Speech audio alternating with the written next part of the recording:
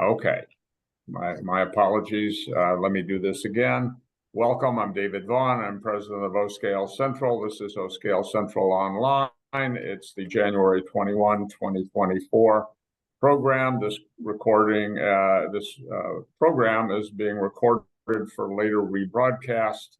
I think you'll get a message on your screen that says you need to click to agree to be recorded. I want to thank you all for participating in the program. With me on the program is Greg Vigiano, who is the OSCAL Central Online coordinator.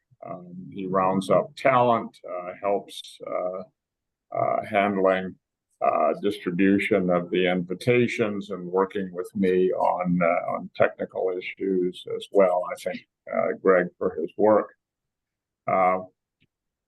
OSCAL Central, which presents this program as a service to the scale, is a nonprofit tax-exempt membership organization.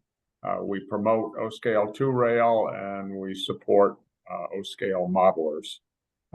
We maintain a website, oscalcentral.com. I urge you to take a look at it. It has a lot of information on getting started in the scale, deals with frequently asked questions, contains a scale-wide product and service guide, which is searchable and perhaps more importantly is free to use and free to be listed. We also present clinics, display layouts, and show the flag at RPM meets and MRA conventions and trade shows. We continue to develop new programs, which are exciting. So we're in the early stage right now, developing a library of 3D printing projects that will be available for use by modelers. Under our Vice President, Skylar Shippey, we're putting together a forum for OSCAL 2Rail trained clubs for purposes of giving them places to share information, ask about problems, get suggestions on ways to develop and improve their situations. We're very excited about some of the things that we've got going. We've had an influx of really good volunteers, and as we get more people involved, we are able to do more. We also have a quarterly journal, a monthly newsletter, and are almost there in terms of having a password protected membership directory. And oh yes, we present this show. We do it as a service to the scale. It's free. You do not have to be a member of OSCAL Central to participate. We think it's important that we build a community and share information. But if you like what you see and you believe that promoting OSCAL and helping the modelers in it is important, we hope you'll join us. Again, take a look at oscalcentral.com, which has, in addition to what I indicated, a calendar of coming OSCAL 2Rail events. Some of the things we'll be talking about today will touch on upcoming events, and you can get an entire list at oscalcentral.com. You can also get it, by the way, on OSCAL Resource.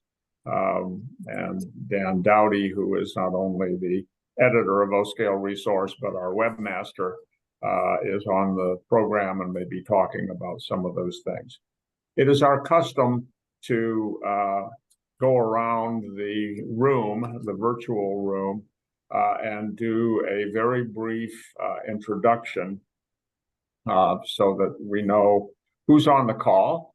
And so if connections need to be made later we have some contacts. We've done this various ways, none of which seem to work perfectly, but it's been suggested that everybody's place in the array should be the same. And so we're going to try that, and we're going to use Greg Vigiano as our guinea pig on this. We need 3 quick pieces of information from everybody here, and we'll simply go across the top row and then the second row and the third row and so on, and we'll go left to right. Greg is in the top left. What we need from Greg and everybody else is your name, the railroad or railroads that you model, and where you're from. At the end of the meeting, we may have some good and welfare and then keep the program open for people who want to have a discussion. This may help us get started. So Greg, if you could be our guinea pig on the going around the room in introductions. Sure. Greg Vigiano, and as you can see behind me, I'm modeling the Santa Fe in around 1950, starting with the Super Chief as a 1950-51 F7, and I'm in Washington, D.C. I'm David Vaughn. I live in Clarksville, Maryland. I model the Nickel Plate Road and the Canandaigua Southern in O-Scale 2 rail. Mike Slater. Mike Slater, Sturtevant, Wisconsin, rubber gauger, model Milwaukee Road, Wisconsin Central, and the Chicago North Shore and Milwaukee Interurban. Right. Sarah, you are, there you go. You're unmuted. I'm Sarah Griesenberg from Austria, and I model the Union Pacific. Eric Peterson, you are also muted. Eric Peterson from Indiana, model CSX and predecessors, back to steam, and currently experimenting with polymeric sand for scenery. Thank you. Down to the next row, Dan Dowdy. My name is Dan Doughty. I'm from Dwight, Illinois, and I model my own road to keep away the rivet counters. Thank you. Ken Nesper. Ken Nesper, Washington, D.C., and I loosely modeled the Baltimore and Ohio. Brad. Brad Cole, Fond du Lac, Wisconsin, model the Milwaukee Road, Sioux Line, Chicago Northwestern, a little bit of Wisconsin Central. I'm also the director of the March O-Scale meet. Brad is a 12-inch to the foot railroad engineer. That Jamie. too. Jamie Robinson from Turner. I model a small Vermont short line called the West River Railroad in Proto 48. Great. John? There's more than one. Well, this John is really Kathy because it came up on John's old Zoom meeting. I'm in Swiftwater, Pennsylvania. I'm John's sister, and I think I modeled the Chicago Great Western because if I didn't, he would disown me. All right. John Wubble? Yes, I am in Swiftwater, same as my sister Kathy, and it's true, I modeled Chicago Great Western. Walter? My name is Walter Horlocker. I'm here in North Florida. I model Milwaukee Road from the 70s. I also have a modular railroad group called the Florida and Southeastern Georgia O-Scalers. Great. John McInerney. Okay, my name's John McInerney. I currently live in Central Florida. I'm an expatriate from the Philadelphia area.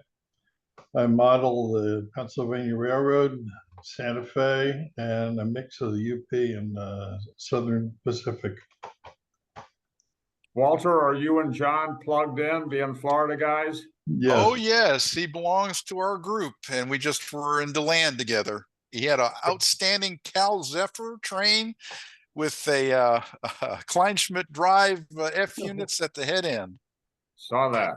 Al Askerberg. Al Asper, Columbus, Indiana. I model a fictional short line called the Avoid Northern, and that's it. Raleigh? Hi, I'm Raleigh Rice from Norton Shores, Michigan, and I modeled the Grand Trunk Western and C&O Railroad locally. Very good. Ed Fuller, you're muted. I'm Ed Fuller from Johnson City, Tennessee. I, as yet, don't have a railroad name. I'm still trying to develop something. I'm thinking of developing a, well, something in between a short line and a little regional, but I haven't had it really develop the railroad yet. I don't have a place to put the layout. I'm Well, still working on it though. Consider the clinch field. Kent Larson. I have. I know some people that have worked on the clinch field. Kent Larson in Belmont, Mass. I call mine the Plum Square and Level Railroad, mostly because I really like to switch cars in and out of industries, and I use Union Pacific equipment. Outstanding. Skylar. Skylar Shippey. I'm the Vice President of OSC Central. Live in Fenton, Michigan, and very involved with the Detroit Model Railroad Club that's just a few minutes away in Holly. I model the nickel plate road and collect other things I like. He did not mention he's also president of the Detroit Model Railroad Club. He's more than just yeah, a little bit involved. Yes. I'm very humble. Rich? Yeah, Rich Randall. I live in Gettysburg, Pennsylvania. I modeled the Milwaukee Road centered at Avery, Idaho, 1973 with electrics. And I'm working on modules that I would like to display at Timonium, Maryland Great Scale Model Train shows, and a proposed modular standard. Right. Thanks. And I have Holgi. Yes, that's me, Olga Remkos. Can you hear me? Yes. Yeah, okay. Yeah, I'm model Union Pacific, and I'm here from Hamburg in Western Germany, and Union Pacific and Baltimore, Ohio. And I have a small basement layout. I don't know if you remember that from 3-4 months ago. Yes. 50% storage area, 50% model railroad. So outstanding. Welcome back. Thank you. Thank you for tuning in. Carl?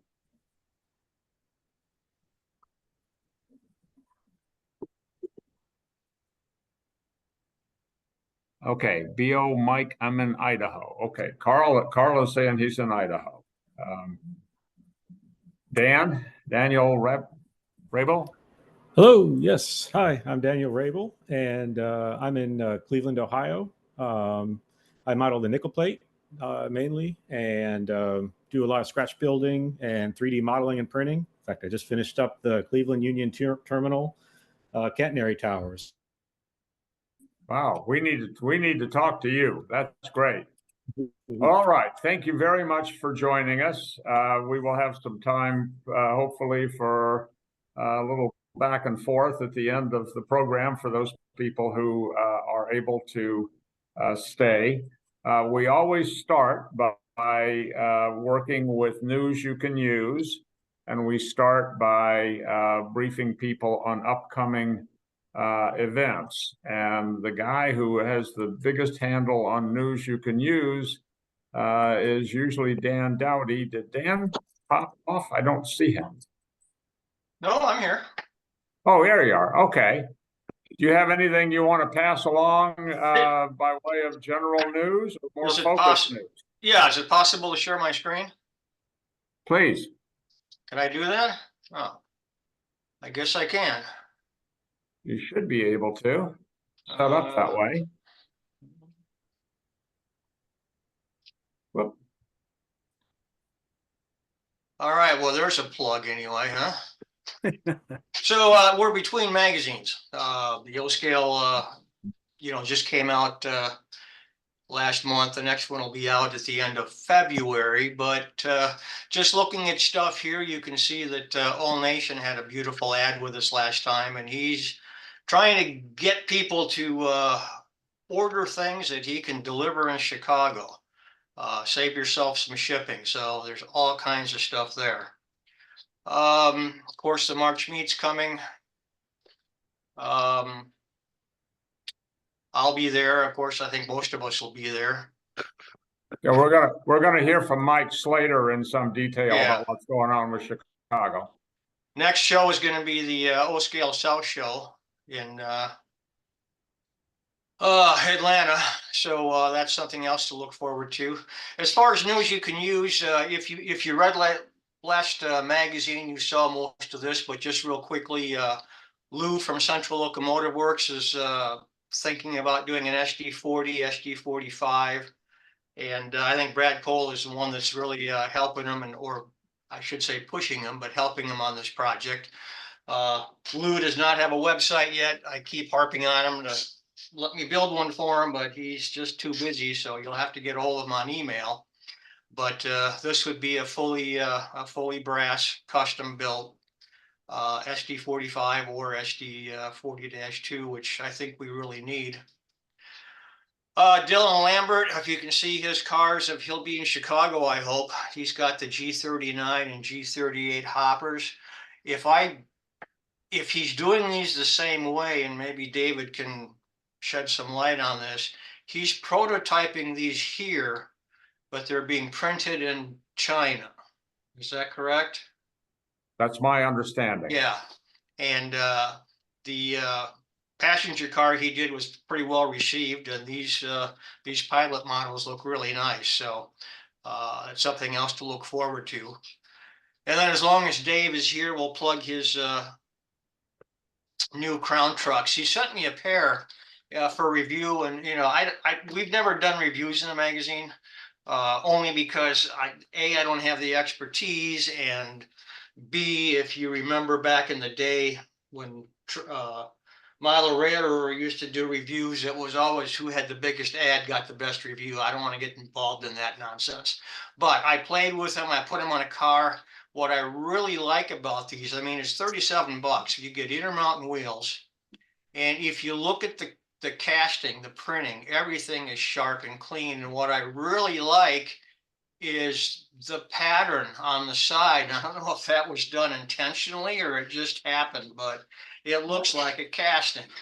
You look at some of the Athearn and Intermountain trucks, they're all black and shiny, but these things are cast in the real world. And this really, really looks nice. It's a great truck.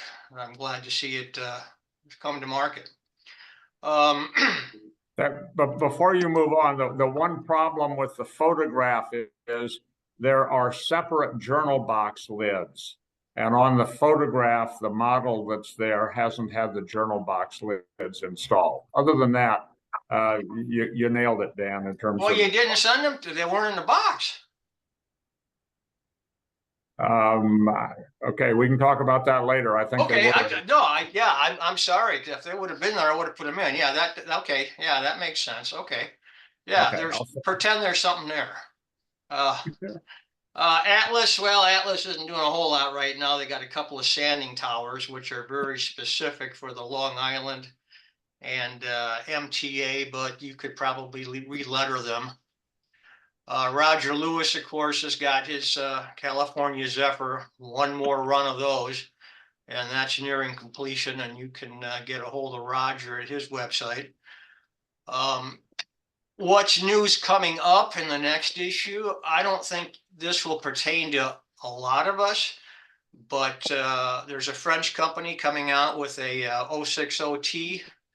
It's 1:43.5 scale, so it's an English scale, but it's going to be a gorgeous model. I've seen some of his work before, and it's really, really good. So that's something to look for. And BendTheIrons.com, never heard of them. They sent me a press release on their new replacement chassis for Weaver RS 3s and GP 38-2. So if you want a custom cut chassis for those, which is going to give you obviously a lot more strength, that's something to look at. And that's about it.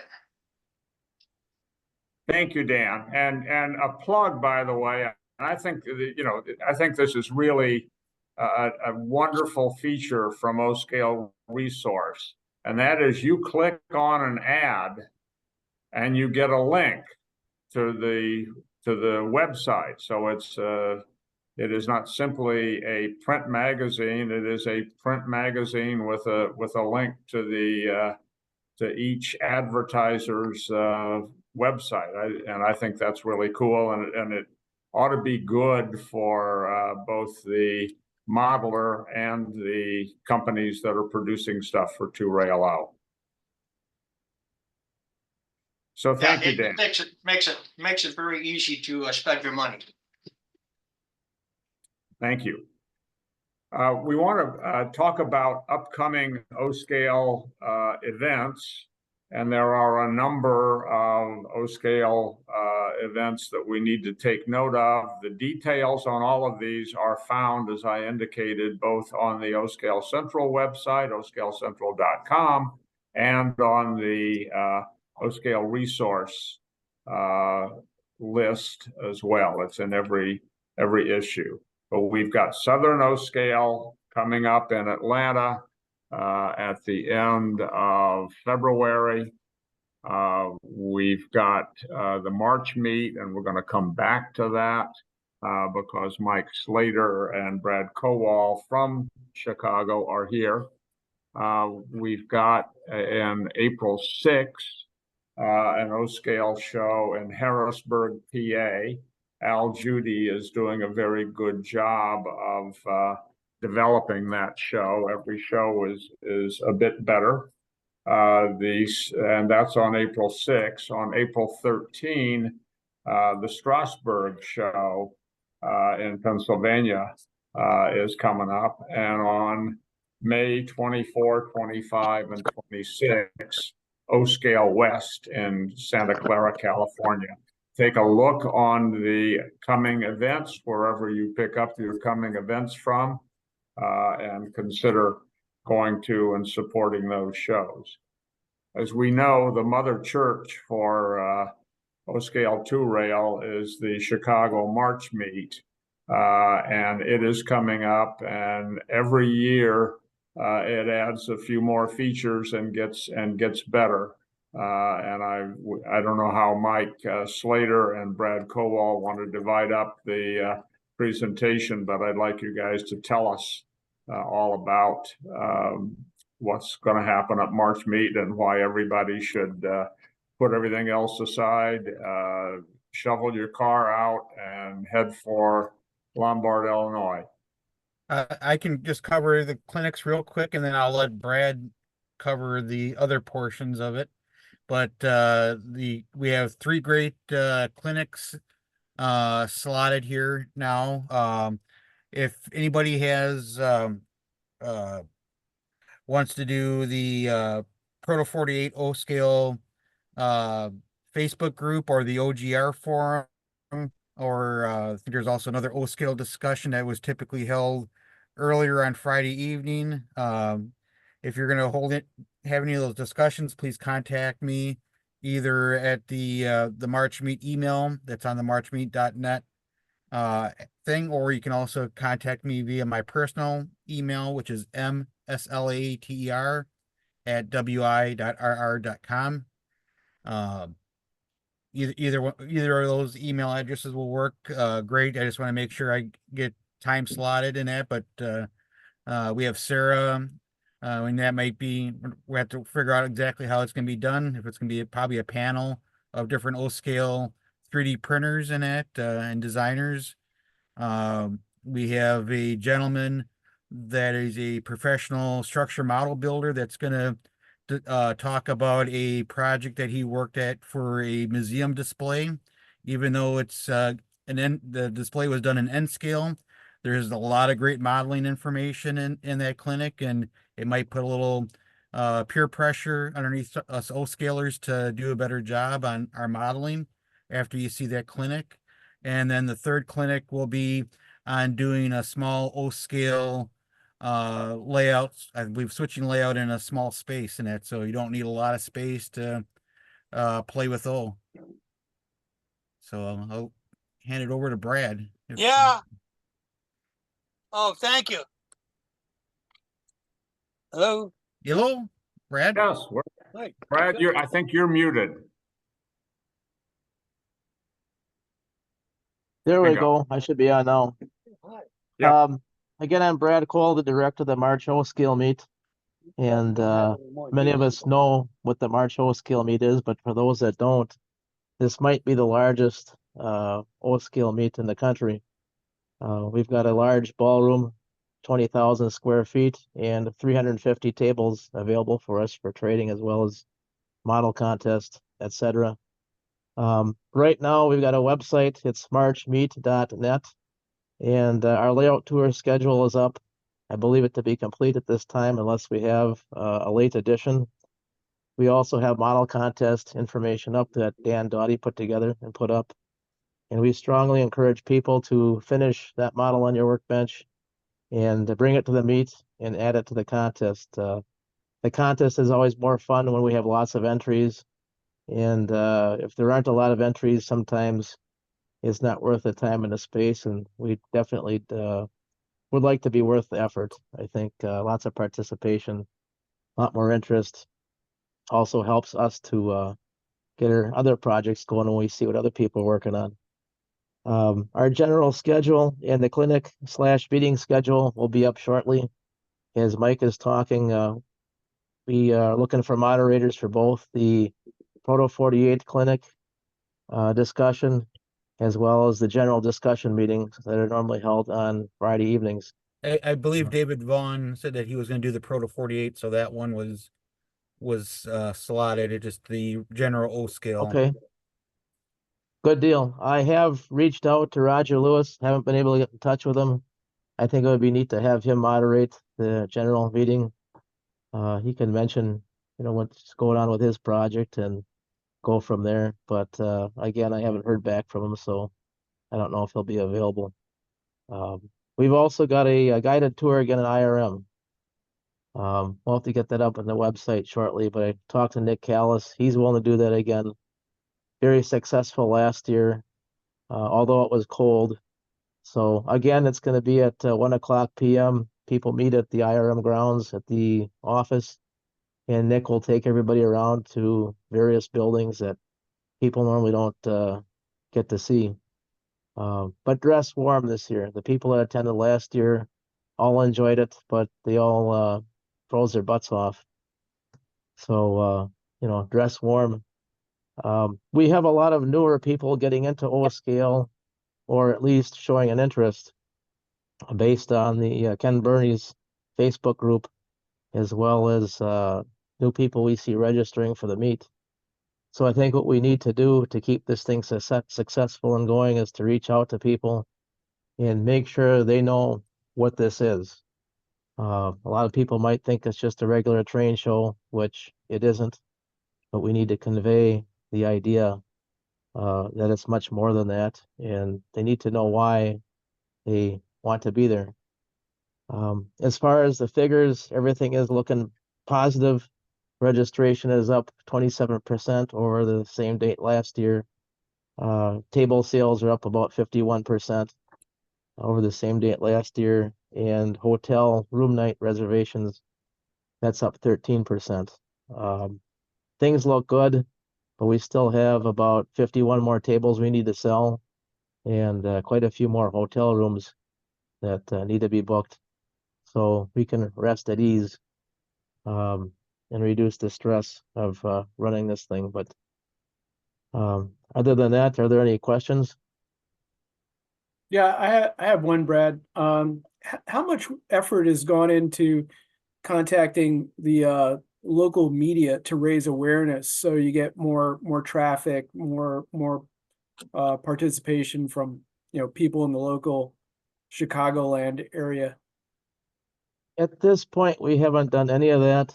and I don't think we're quite to the point where we want to do that. For those of us that are into O scale, there's plenty of us for us to see and do, talk to people that we talk to on a yearly basis. For somebody that's in a different scale, or maybe not into trains at all, we don't have much to offer because mainly when you walk into the ballroom, it's like a big flea market. Moving forward, we would like to have a couple more operating displays. We have Skylar Shippey's layout on display again this year. First time was last year. And we'd like to build a small switching layout that would be interactive. So somebody shows up, you hand them a throttle and have them operate a train. They can see how nice O scale operates, etc.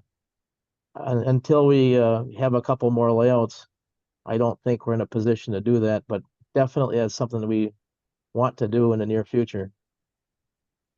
I would say probably the greatest aspect you could do is promote the shows on social media. You know, if you have a small O scale group in your area that, you know, promote the shows, because you know we sometimes can't think of everything in that. So the general O scale help in that is a great thing. And the other thing might be, and I'll probably get chastised for saying this, but you know, welcome the three rail O scalers, you know, or the guys that are doing everything to scale except for having that middle rail. I talking with a friend of mine that's thinking about doing a three rail scale switching layout and putting KD couplers on all of his equipment, but just sticking with that third rail down the center just because of cost of equipment as far as motor power for what he wants to do. And he doesn't want to do the conversion to two rail. You know, I think those guys should be encouraged to attend because, you know, they're going to be buying freight cars that will run on three rail scale. And who knows, maybe eventually after a point in time, you'll convert them to two rail. I know a good friend of mine that was three rail scale, and when he moved out of his house to a condo, he went true two rail when he had to build his new layout and that. So, and there's a lot of three railers that do attend the show that are going there to buy the details, buy the structures, and for their layouts and that. Definitely. I think moving forward, we do want to be able to have something to show people that come in from HO as well as the three railers and everybody else. And I think the layout tours help with that as well. I know Ted Schnuff's a big help with that. Just the size of his layout, it's a big draw. People see that and it gets them thinking about O scale two rail. I think Brad and Mike and their committee have done a great job. They took this show from a standing start after the Hill family had it for a long time. They built it up. They survived COVID, and at this point, they are slowly adding features to it. The model contest, the clinics that we have been supporting them as O Scale Central, and we will have, as we did last year, a social hour on Saturday, a social evening, I should say, on Saturday, at which people will have a built-in opportunity to socialize a little better. You know, as we say, sinners belong in church, and O Scalers belong in Chicago. So appreciate what you guys are doing. We all need to talk it up, get your friends to come, and take a look, because more information will be coming up at marchmeet.net in terms of the meetings. There will be an O Scale Central meeting there, by the way, and O Scale Central has been very well supported by the show and the committee. So we thank you all for the work you're doing. Yes, sir. Yep. All right. We need to flag the upcoming show schedule for O Scale Central Online.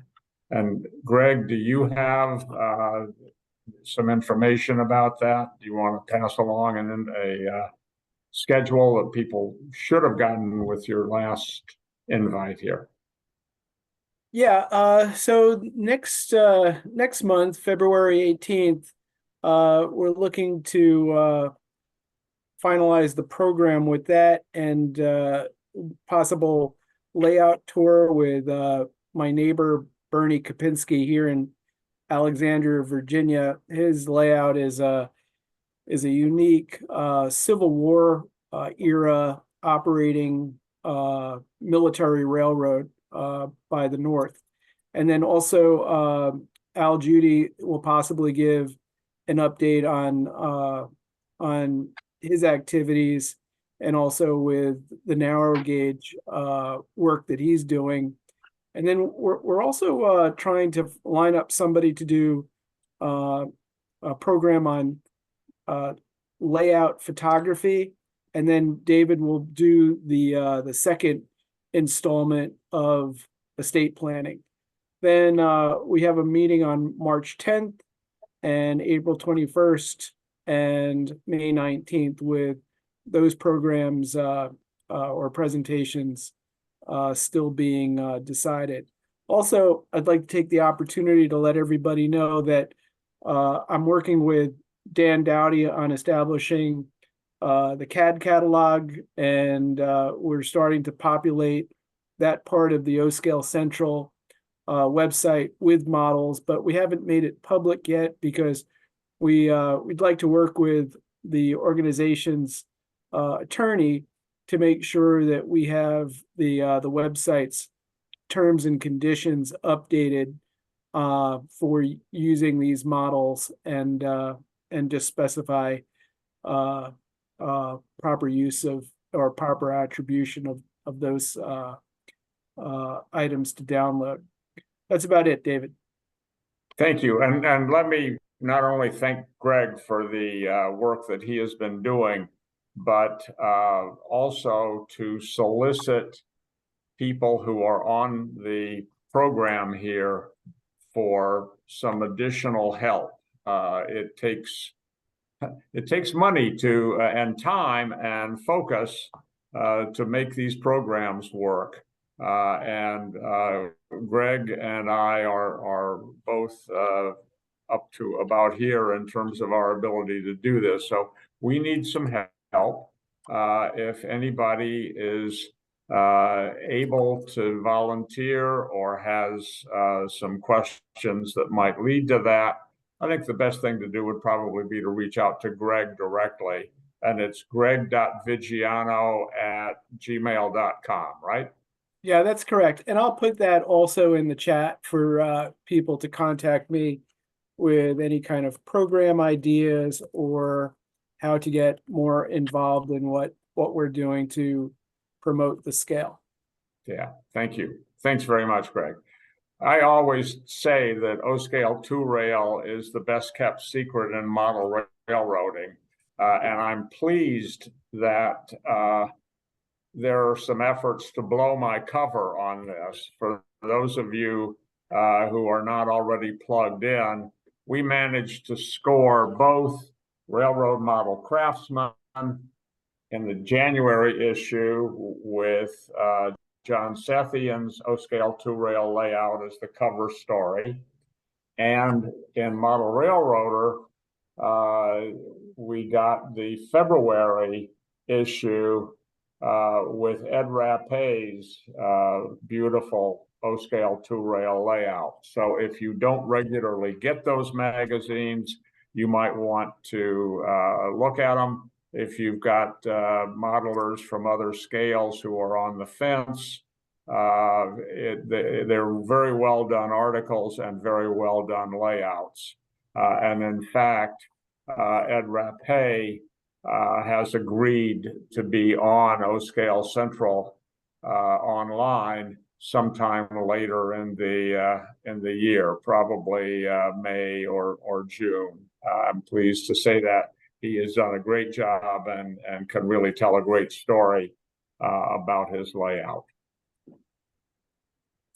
Greg, you want to introduce our first feature? Sure.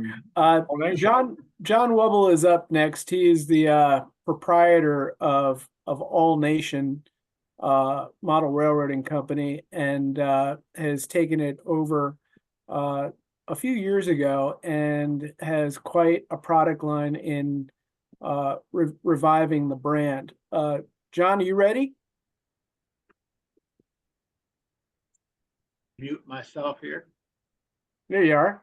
Yeah, thank you, Greg, and everybody for inviting me. Is it possible to share the screen here? I know Dan did, so.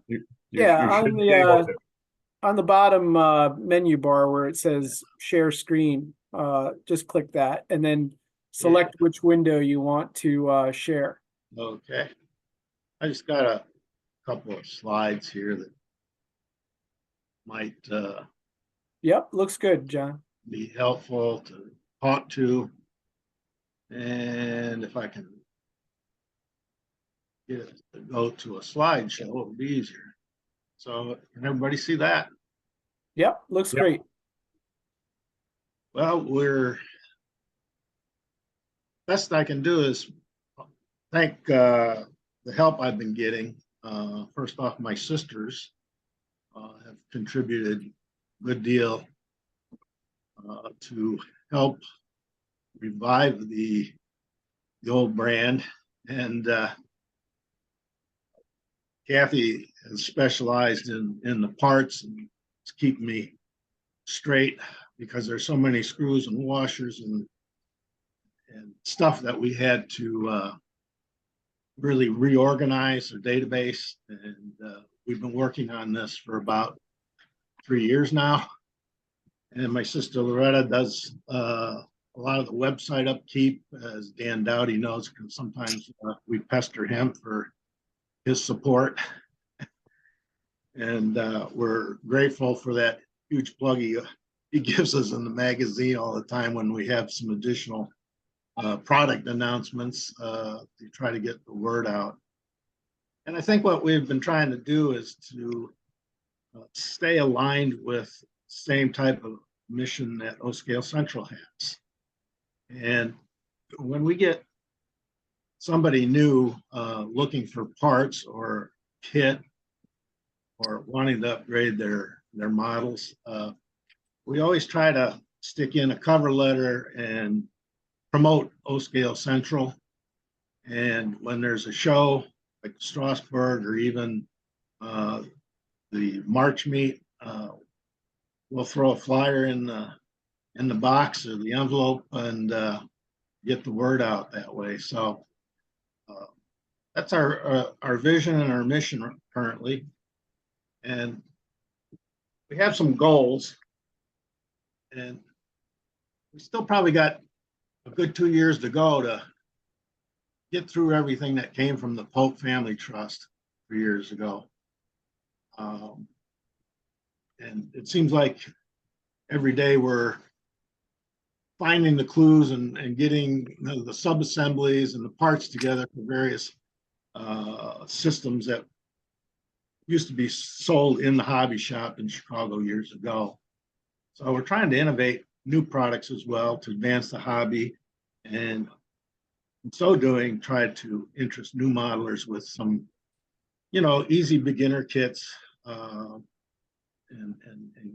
make those available where we think it's a relatively low cost way to get into the hobby and start building some modeling skills. We're supporting the original products as best we can.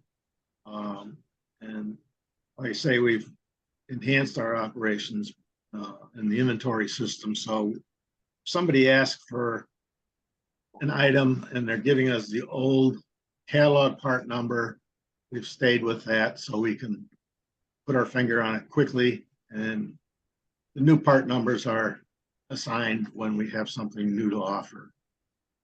So it's helped increase access to the products. And I can't tell you how many times people call me up and say, well, we got this old kit from eBay, but it's missing some parts. And it really does help them to get busy and build that out. and some of them have done some really fine work and allowed us to feature their work on the website. So we do quite a bit of networking in the community as well.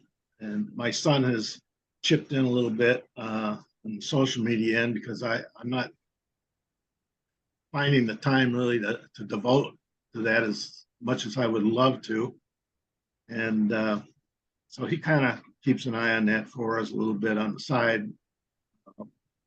He's quite busy himself. He's in grad school now, so he's helps out when he can.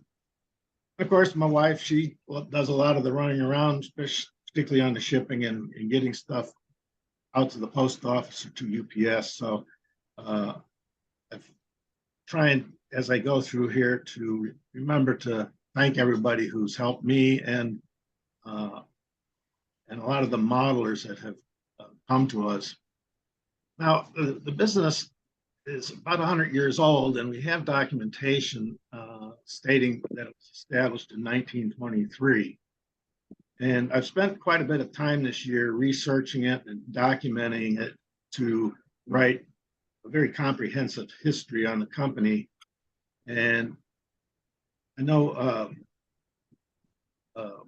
Glenn and Dan, Glenn Guerra and Dan have given me permission to use one of their articles that was published on Bob Colson. And I'm trying to get that all wrapped up, and we got to do some write-ups with when Bill Pope had the business and what he did. So hope to come out with that this year.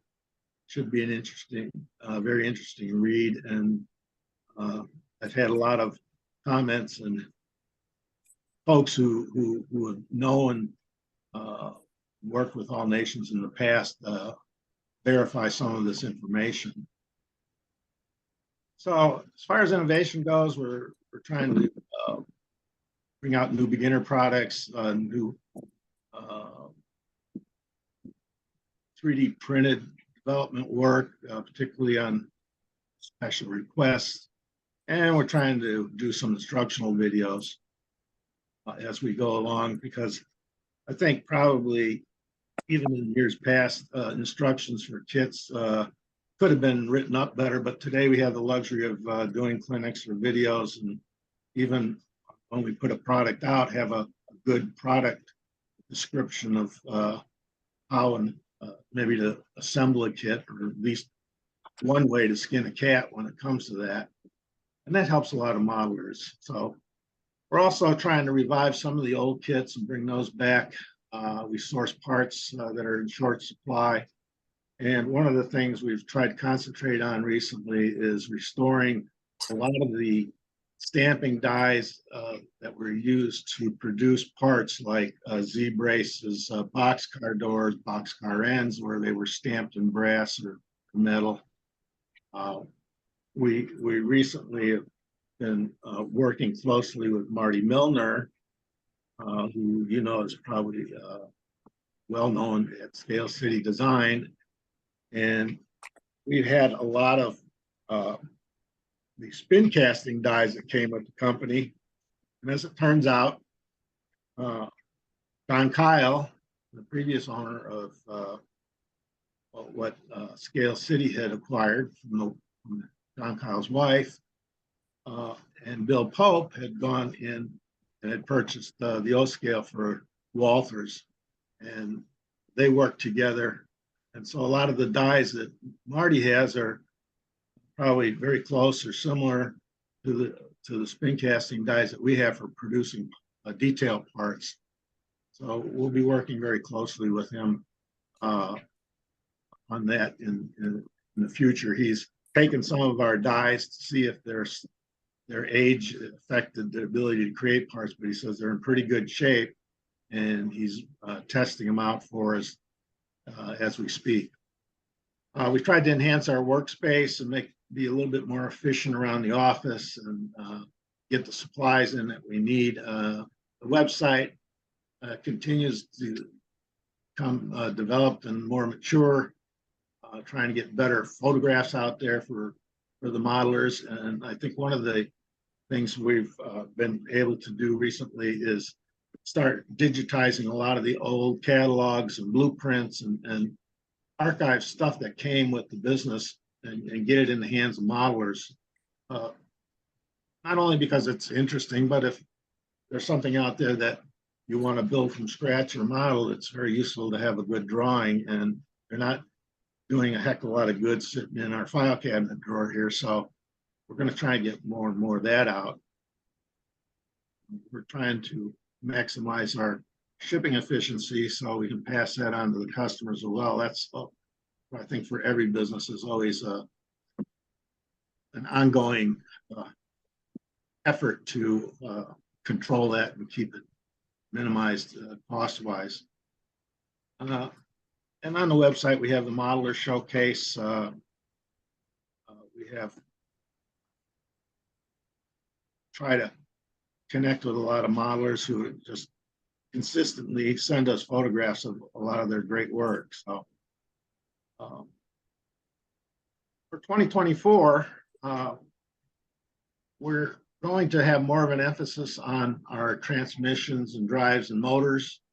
We're going to try to bring out a better capability for modelers to convert from 3-rail to 2-rail, particularly when it comes to their engines. We're going to have drives. We just recently came out with the drive the other day for doodlebugs, and we're going to have 2 versions of that drive, and we'll probably have one for an RDC, a Bud type car, and have the parts so that these are maintainable over time. Or if people have the old transmissions and they want to upgrade them or get them running again, we should be able to help them with that. We're going toward trying to bring on the site what modelers are asking for. So we're again partnering with people like Precision Scale to bring some of their O-scale detail stuff available. KD, their coupler and products, and just try to make it kind of a one-stop shop if you're looking for something. We'll continue to grow that. If you want to find our blueprints, drawings, and instructions, or a lot of old catalogs, we have that in a link called Cool Info. And we've done a little bit of putting content out there regarding paint, colors, and color palettes for model trains. And of course, we have the online catalog, which is a real-time PDF builder that is generated that can be downloaded. And so that's, where we're going with the business currently, and very open to taking any of your questions. And like Dan said, we will be coming to the Chicago March meet. We don't hit any bad snowstorms on the way, or we do, we'll maybe leave a day early. But we always look forward to that because we've enjoyed that show so much, and being able to go to layout tours and the Illinois Railway Museum, which I'm a member of. And many of you probably know Nick Callis. Well, he was a very good friend of my grandfather, and my grandfather used to take him to the Chicago Garfield Clarendon Model Railroad Club. Nick was just getting into model railroading, and he remembers my grandparents very well. And so we encourage you to get out there to see the museum if you haven't. Any questions?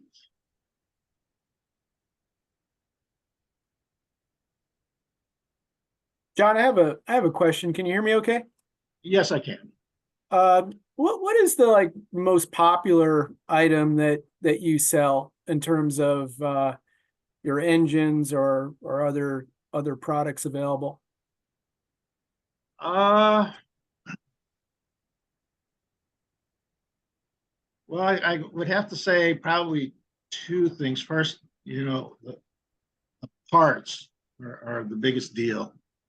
Only because I think that their availability hadn't, for people to source those, it's very difficult for a long time to source parts. But I think one of our other areas has been the wood cabooses,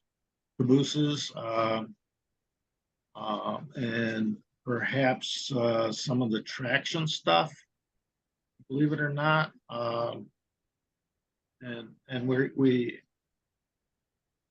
it seems very, very even across the board. There isn't exactly one thing that stands out where you tend to get a repeat over and over. So that's just kind of the nature of it currently. Thanks, John. I have an NW2 switcher from All Nation, and I'm in the process of super detailing it. And one of the things I like most about that product is the weight of the die cast body, which I find to be, nicely accurate as well. So thank you. Thank you. Glad we could help you, Greg. And just a little side note, there's a lot of younger modelers or newer generation of modelers that are getting into traction modeling. So hopefully you might see the younger generation with that. And when you brought up the NW2, a little side note, before Lionel ever came out with their NW2, they used what is now your product line of the NW2 on their showroom layout to promote a product that they hadn't designed but wasn't ready yet. Yeah. So General Models, I think. Yep. The so I because I'm also a Lionel collector, I took one of the General Models and painted it up like the NW2 that was on the showroom layout and that. So yeah. Which road name did they do for that? Well, for the prototype one, it was kind of nicknamed kind of the ghost in that because it was painted white, and they had the Lionel lines on the side of the hood with the Lionel logo for that. But as far as their own product line, for what I would call the good quality NW2, it was Santa Fe and Chesapeake, Ohio, were the better ones. Thank you, Mike. We've got a young O-scaler, name is Sam Deppis. He'll be at the March meet. He's going to be using two All Nation NW2s to kit bash an NW5 for Great Northern. Thank you, Brad. Well, David, I think we're ready for your program. All right. Do you have your presentation ready? I am going to figure out if I can do share screen. Let's see if it works.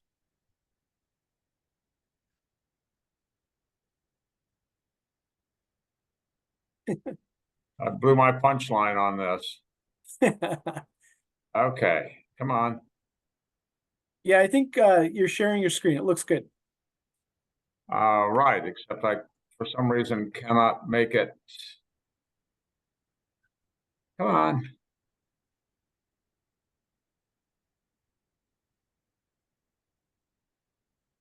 If you want to change slides, click on that slide and use your page up, page down button. There you go. Okay, all right. Okay. This is a clinic that I put together to describe what I did with my layout, and it is unusual in my experience with most people start by building a layout. I started ultimately by collecting three vintage layouts, the most famous of which is John Armstrong's Canandaigua Southern, and I put them together in a single layout. And Some people collect Hudson's or dining car china or whatever. According to Great Model Railroads, I collect layouts. So my layout was featured in Great Model Railroads 2016. This is a photograph from that issue. It is taken on John Armstrong's Canandaigua Southern photographer's curve. This is an original John Armstrong locomotive, an original John Armstrong caboose. The scenery is the original scenery with some actual expansion of the kind of rock work that he did, because I needed more of the rock work that he had. And I would note that the Great Model Railroads issue that is on the right side of that screen is still available from Kalmbach. So if you're curious, there's a pretty good article written on the layout. So what I'm going to try and do, and this will be somewhat accelerated because the full clinic takes the better part of an hour. I'm going to try and shortcut some of it, but I'm going to tell you what I did, why I did it, how I did it, what the results were, the joys and pains of the project, the lessons learned, and I suppose ultimately the question, would I do it again? I grew up in the Midwest. I modeled New York Central and Ann Arbor Railroad in HO scale. I moved to Washington in 1975. I got tangled up with a round robin O-scale two-rail group led by John Armstrong, Ted Stepik, and Ed Rapé. I had modeled New York Central in HO, and I had about 75 brass engines, and I still didn't have a full representative NYC roster. A buddy of mine suggested nickel plate would have a far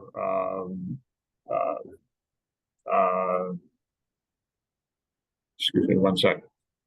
Would have a far simpler roster, and I started doing that. I've been involved in a number of different O-scale activities and officer capacities and so on. I am tinkering with doing some of John Armstrong's projects with a little company called Wit and Wisdom Models. Our first project was John Armstrong's model of Nighthawks. Our second project is going to be a cementipede, a Imagineered articulated covered hopper that he did. I have a 12-inch to the foot passenger car restoration project that I'm working on now with former Nickel Plate Road, City of Chicago. In terms of the kind of questions that ultimately led me to the layout that I have, I went through a series of questions, of checklists, and they're generally applicable to anybody who might want to work with what I call a heritage layout.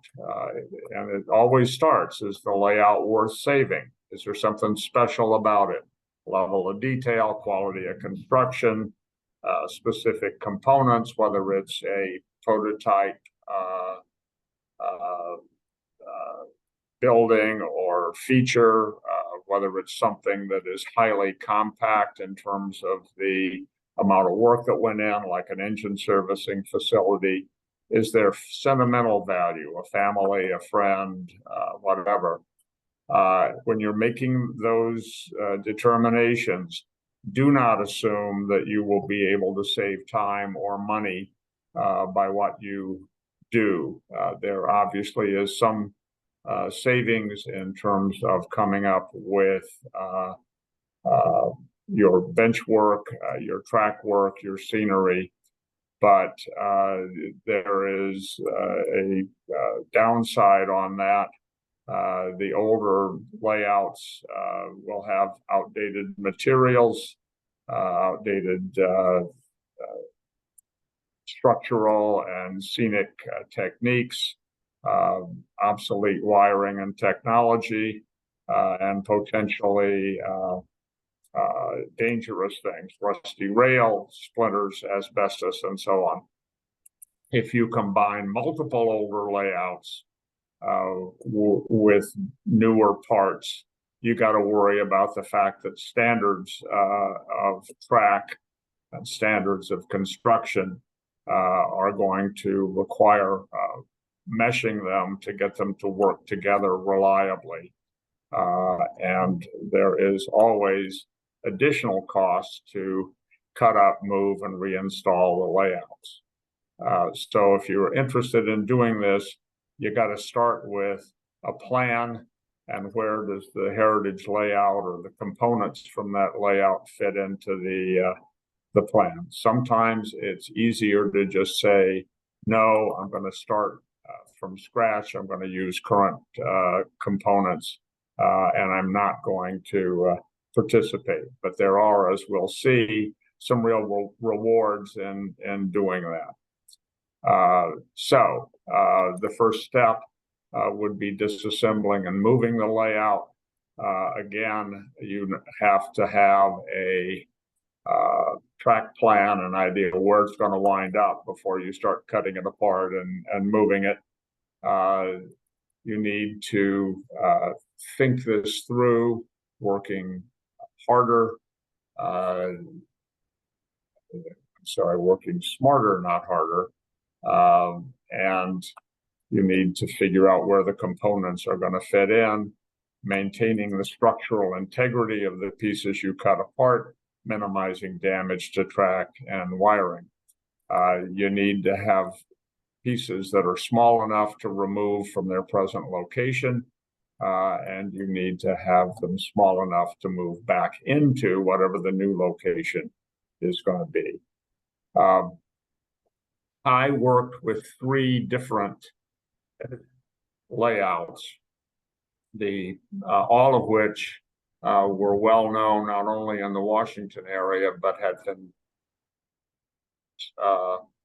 magazines. Ted Stepik's Pennsylvania Railroad, Schuylkill Division. It was all hand-laid track, easemented, super elevated curves, flowing turnouts.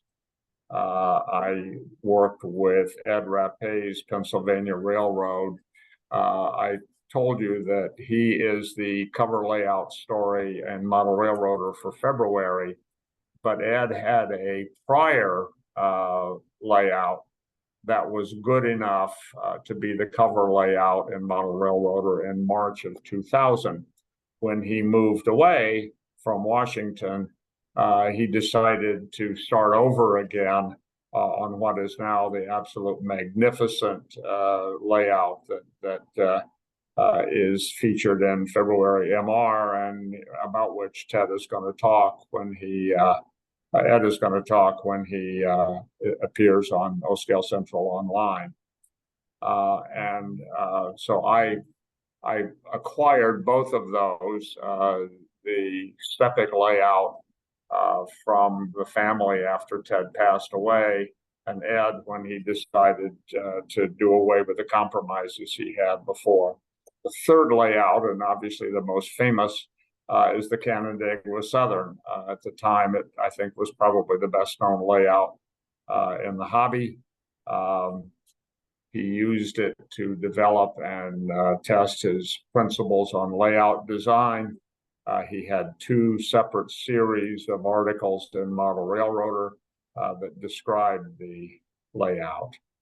This is a diagram of my layout. It requires a little bit of interpretation.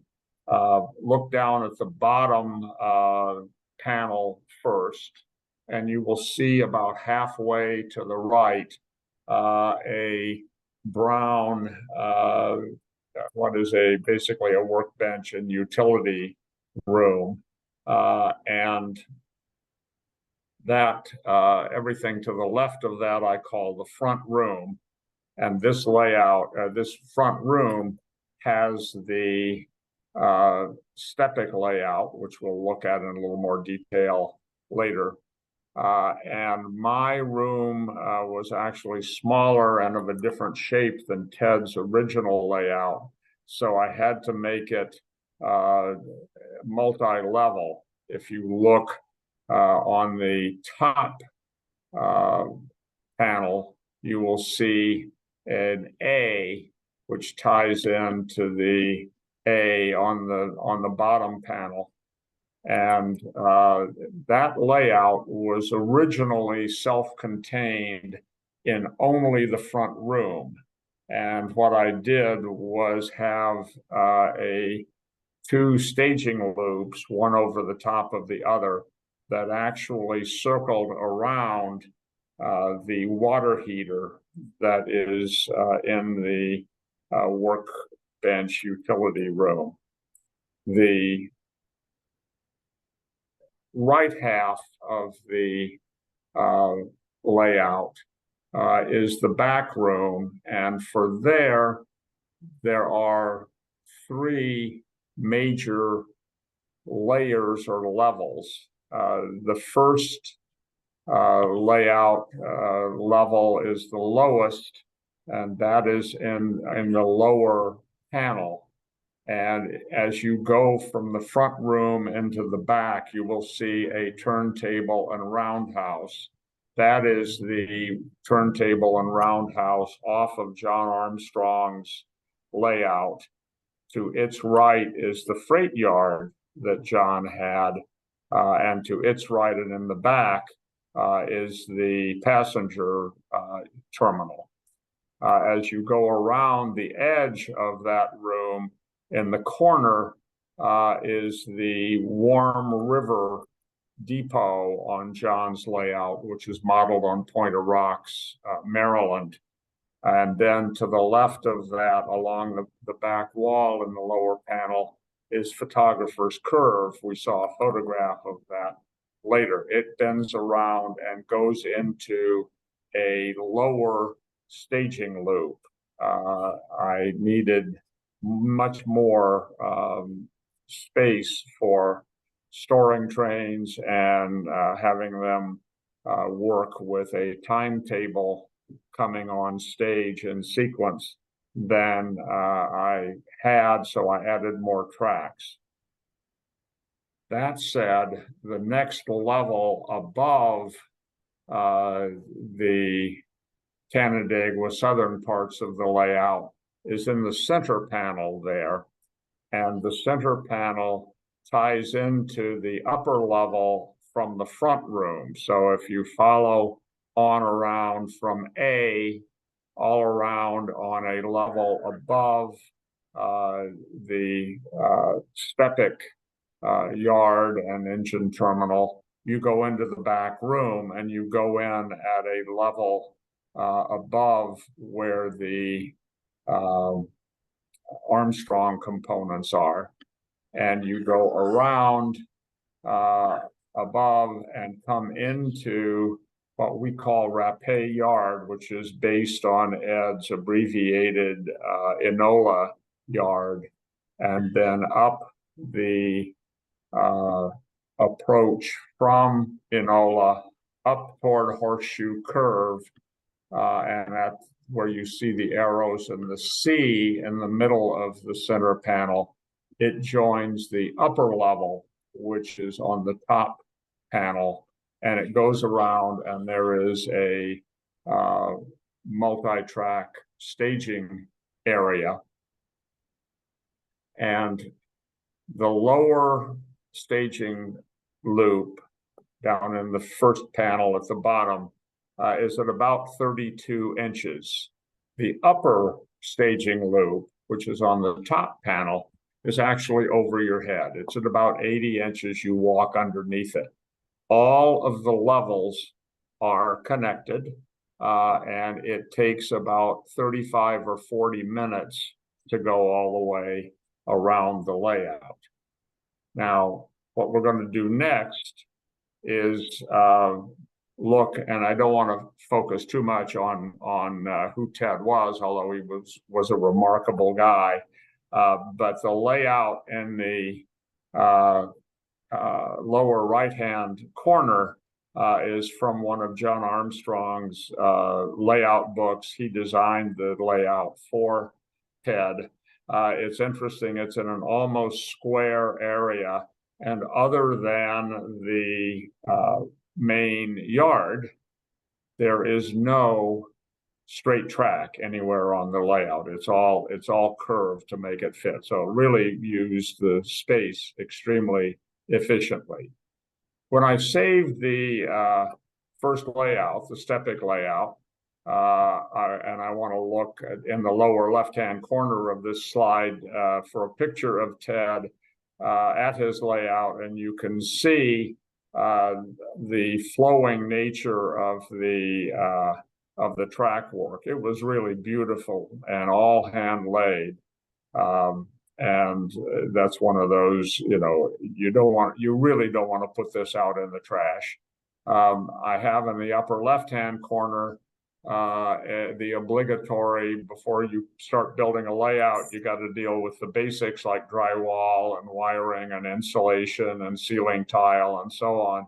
And we did all of that. None of these layouts had ever been designed to be moved. They were anti-modular, and none of the components of the bench work were standardized. And so we did a lot of learning on the go in terms of how to make a layout non-standard, non-modular, fit in a more orderly fashion. And I had some very good people helping me. This is a guy named Rick Sester, who came out of the aerospace industry. And we took the non-standard bench work, stripped it off, stripped most of the wiring off, and in a technique learned from the aerospace industry, turned it upside down and put in new standardized bench work. I had spent a lot of my modeling career, and maybe you all have spent it in yours, upside down under the bench work, trying to avoid having molten solder trickle down my arm while I was doing wiring. You take this out, you turn it upside down, and you can avoid a lot of that. So we had some interesting techniques working with this otherwise outdated bench work techniques. In the lower right hand, and obviously multi-level is necessary where you have as much layout as I have crammed into a small space, 18 foot by 90 feet long, which is how big the layout is. May sound big, but as you know from your own experience, there is O-scale layouts take a lot of room. And the lower, so I went to multi-level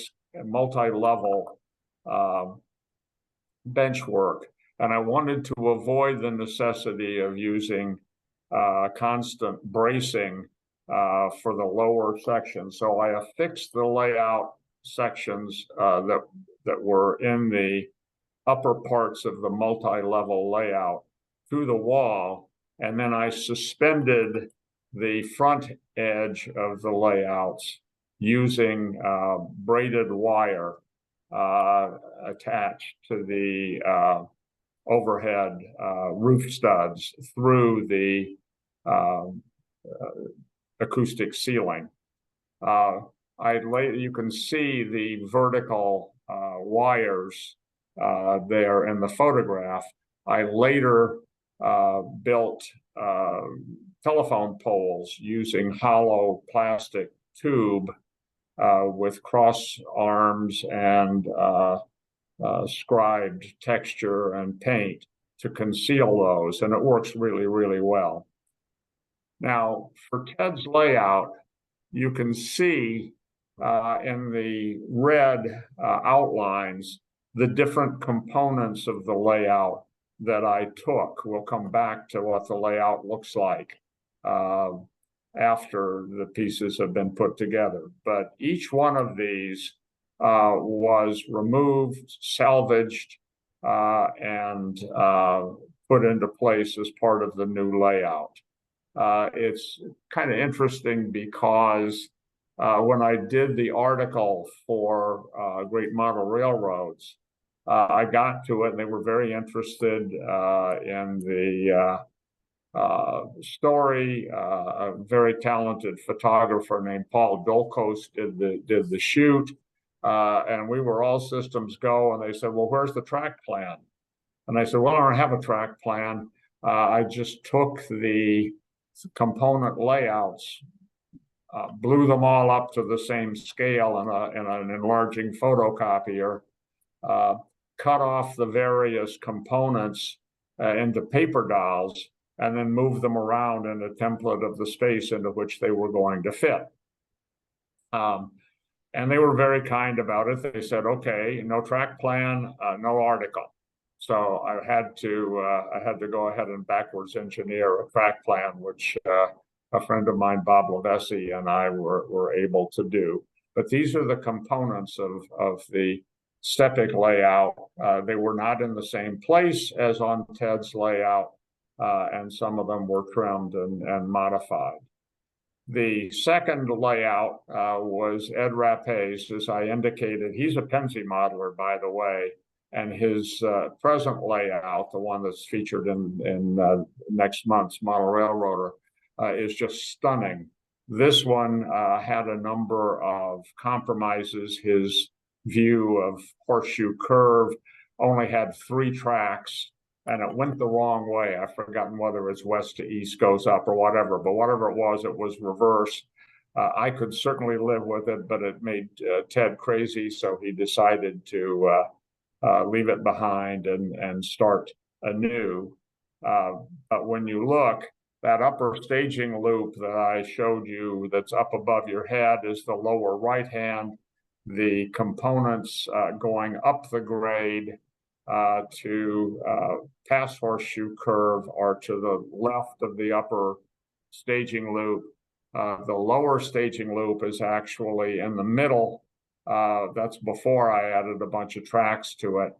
And then I told you that Altoona and the yard are also included from Ed's layout.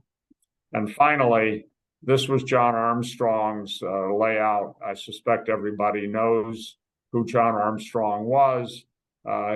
He actually altered the course of my work life. I could have been a star physicist, except that my physics class came after my high school study hall.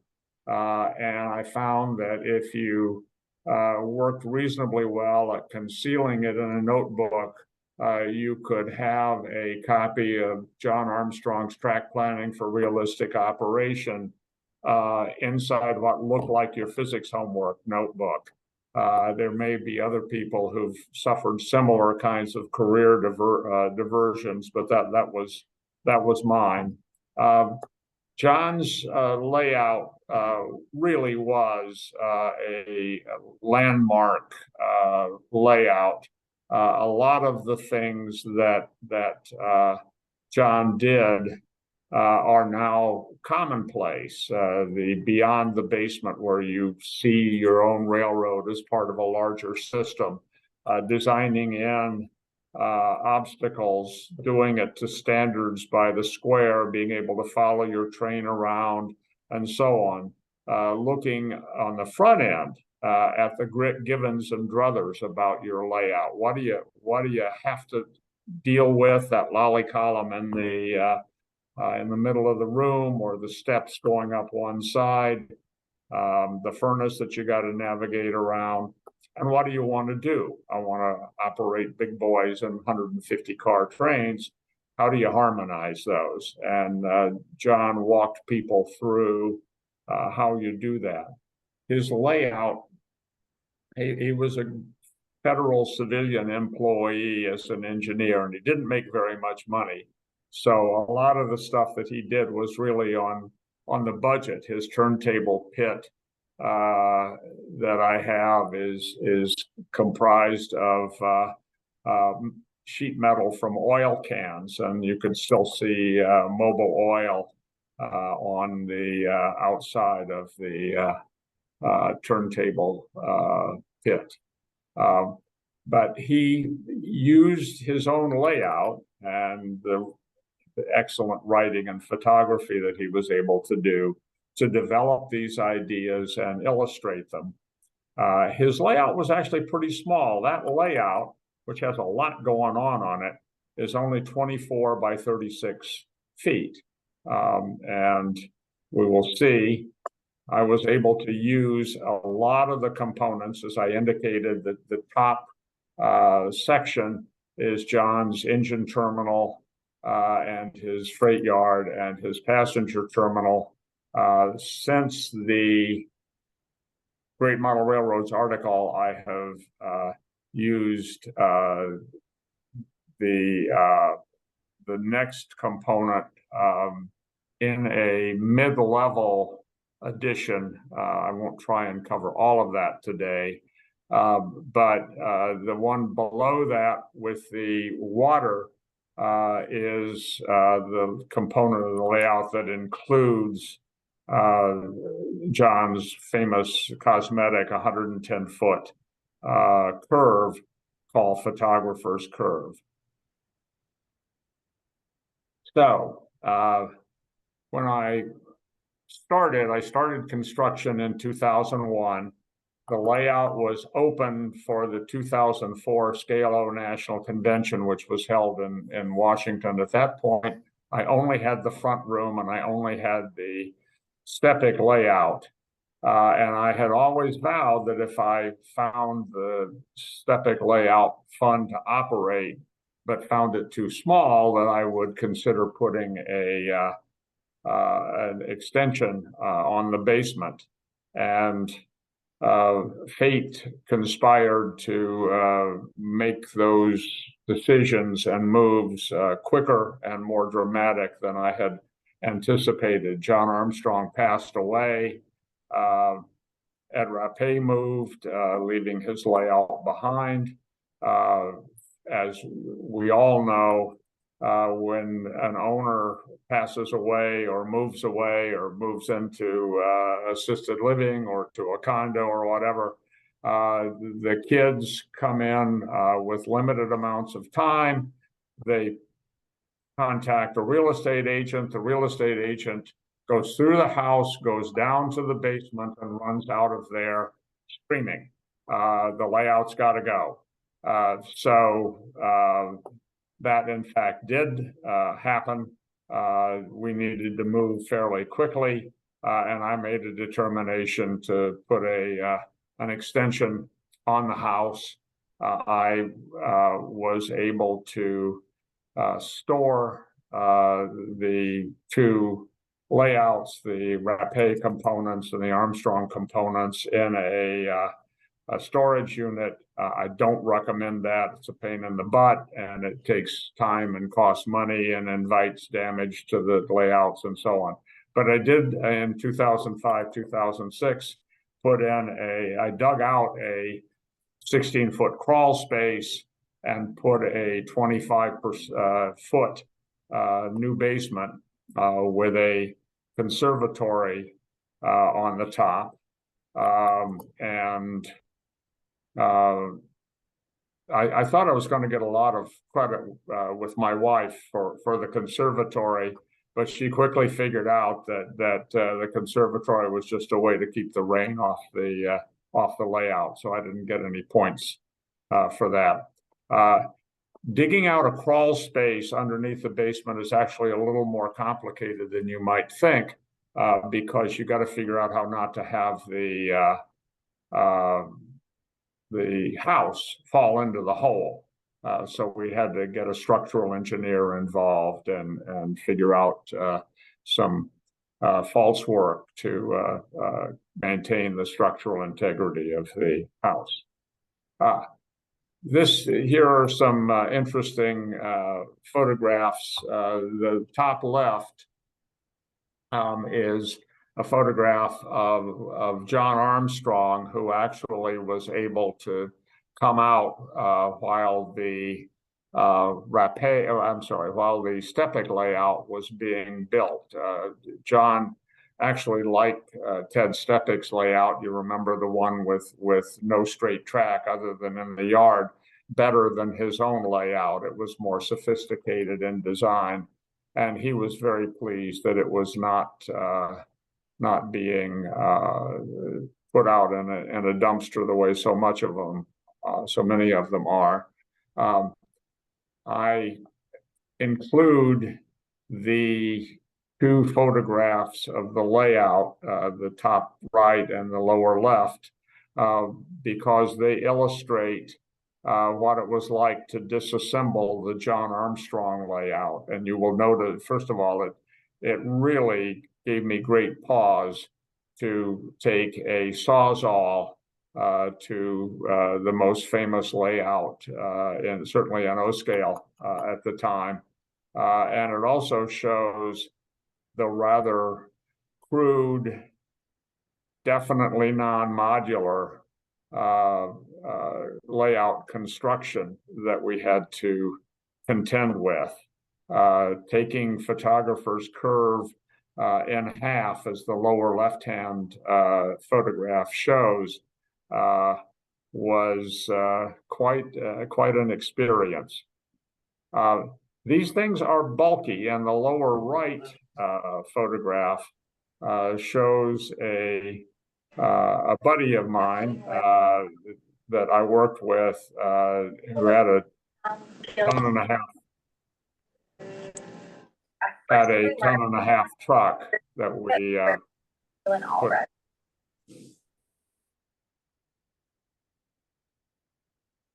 So here we come back armed with some knowledge of where the components came from, and we look again at the layout. What we have is a 18-foot by 90-foot layout on multiple levels. In one area, there are as many as 5 levels.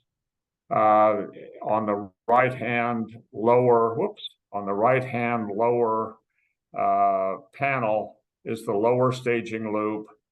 On the right-hand upper panel, all the way at the top, is the upper staging loop, and everything is basically a dog bone with double track main and the upper staging and lower staging loops being the ends of the dog bone. From the middle of the layout left is the Stepik layout, and I use that and the upper level going from A to A into the back room and up as being nickel plate, and that's my favorite railroad. From the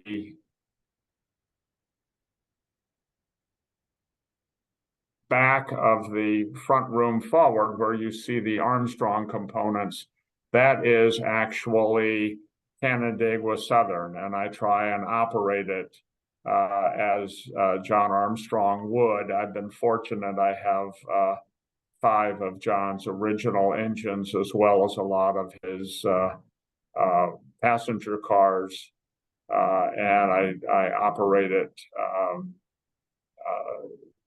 attempting to do it separately. John was not a big fan of his own freight car fleet, so when I inherited his layout and some of the rolling stock, I found almost nothing that I could use by way of freight cars, so I had custom decals done and figured out what Canandaigua Southern, a poor, dirty, eastern backwoods kind of railroad, would have done. So we have X-29 box cars and dispatch shops, covered hoppers, and so on. So that's been fun, but that's has also been a lot of work. in connection with the 2018 Scale O National Convention, I was able to obtain permission from the Armstrong family to use Canandaigua Southern as a convention car. So we actually had Atlas do a special run of Canandaigua Southern boxcars. You will see some of those occasionally on eBay or at a show. So, is it worth it? Would I do it again? Well, first of all, I knew John Armstrong, I knew Ted Stepik, I know Ed Rapé, I know the level of craftsmanship that went into the construction of those layouts. I knew the historical significance. I knew that there were a lot of people who would be very happy to be able to see Canandaigua Southern preserved, and I've been very pleased to be able to do that. I've made a wonderful connection with the O-Scale community. I've had over 4,000 visitors. I try and make the layout available for open houses.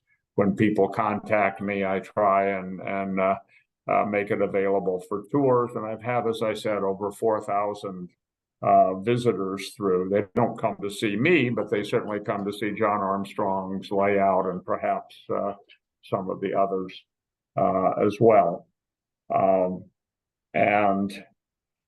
I can, if you have any of the connections we talked about in terms of extraordinarily high levels of craftsmanship, sentimental value, family or otherwise, by all means, you should consider preserving these layouts and making them available for future generations of modelers. We all stand on the shoulders of the modelers who went before us, and I think it's really neat to have been able to do that. Don't plan on saving time. Don't plan on saving money. Do plan on a lot of complications. The Armstrong layout was actually built to 1940s, early 1950s standard. Stepik was the 60s and 70s. Rapé's layout was the 80s and 90s. They all had a lot of differences, both in construction and in standards, and it took a lot to tweak them together. One of the special things that I've had happen to me is that the Armstrong family has taken an interest in the layout. So for the last 2 years, I have hosted over the holidays in conjunction with Armstrong family reunions up in Gettysburg, actual tours by the family of the Armstrong layout. So it's really cool to be able to, and they're now working on great-grandchildren. The three guys on the top right are John's three sons. The people on the bottom, I'm not sure where all of them fit together, but I think the little boy in the center is John Armstrong's great-grandson. So that's been really cool, and if you can obviously adapt whatever this would be to your own situation, but it really does make for some incredible connections, and it really helps with building and preserving an O-Scale two-rail community. So customarily, we have a caboose at the end of the presentation, and I want to thank you all for listening, and if you have any questions, I would be happy to handle them. I have a question for you, David. Yes. 70-inch for your upper level, how well does that work? I'm sorry, what about the upper level? How well does it work? The 70-inch height. On your diagram, it looks like it's 70 inches above the floor. Well, the upper staging loop is actually about 80 inches above the floor on my layout. As I said, you walk under it. How does it work? It works pretty well, 98% of the time. Every once in a while, we will have a derailment. When we have the derailment will always be at the least accessible part on the layout. That's just, Murphy's Law. And it's no different. For me, but we have troubleshot it a lot, and derailments are unusual. They generally happen mostly when people come over for open houses, so I can operate the layout flawlessly for many hours. It's, occasionally the crap hits the fan, but most of the time it works well. Ed built it to good tolerances, did a good job, and I've tweaked it with the other guys that have worked on the layout with me. Okay, good deal. Hey, David, what is your favorite part of the layout? I think you got to go with photographer's curve simply because it is so well known. Interestingly enough, my reconfiguration of the layout actually involved having about 10 feet more track on the photographer's curve area than John had. And I was trying to figure out, he used very distinctive scenery techniques with a palette knife and wet plaster and some very subtle coloring. And it's really quite convincing, but it would be incredibly difficult to duplicate. So I made rubber molds, and I had additional sections actually working from John's molds, from John's scenery, cast them in plaster, and did the usual thing you do with plaster casting. You turn it upside down, you take part of it, and so on.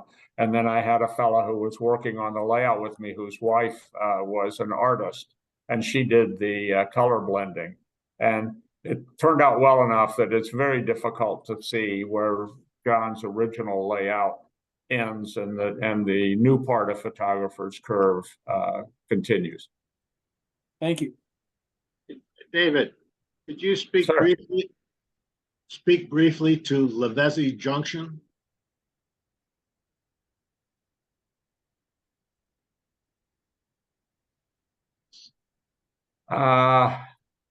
Yes. I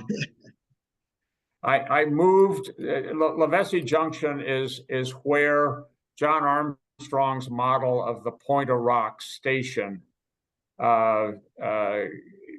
comes together with the main line. And in the original Armstrong layout, the single track that goes past the station on the left was the main line. For me, that's a dummy. It goes into the wall, and the actual main line was like an ironing board dummy track on John's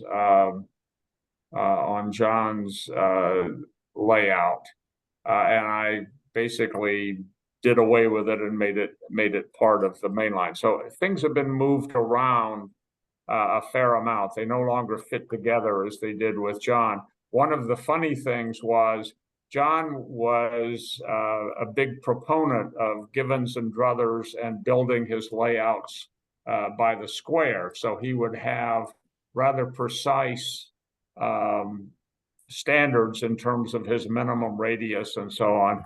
I discovered when I was putting together the adaptation of the main line using John's dummy tracks that he cheated.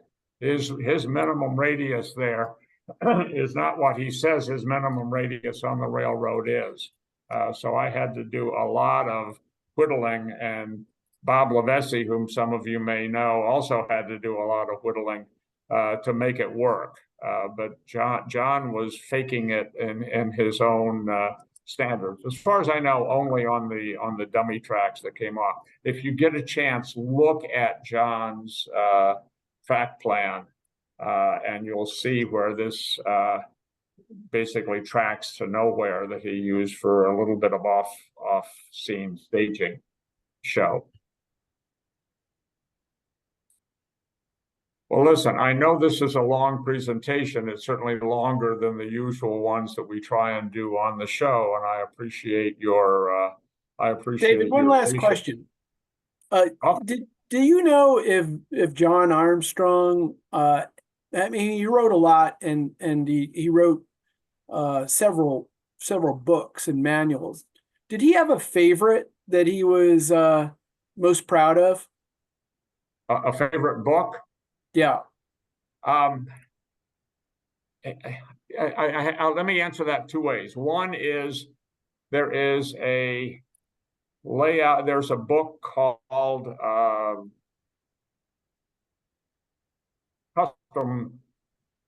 Custom Plans. I don't remember the exact title, but it is by Kalmbach. And in the first couple of chapters of that, he really summarizes in great detail and with great clarity his design process, his by the standards, his Givens and druthers, his trying to figure out what you want to do with the layout in ways that go beyond the basement and so on. And it is in one place. And it's very well written. I really like it. It's probably the most compact of his writing that I've seen. He also did an oddball book. There was a company called Tab Books, T-A-B. And if you are remembering this far back, we used to in school get like newspapers on a weekly basis called Junior Scholastic and Senior Scholastic, and Tab Books was the book division of that company, of Scholastic Press. They decided they wanted him to write a book, and what they said was, we need, and I've forgotten the exact page number, we need 256 pages, put in it whatever you want. And they didn't give him a budget, and they didn't give him any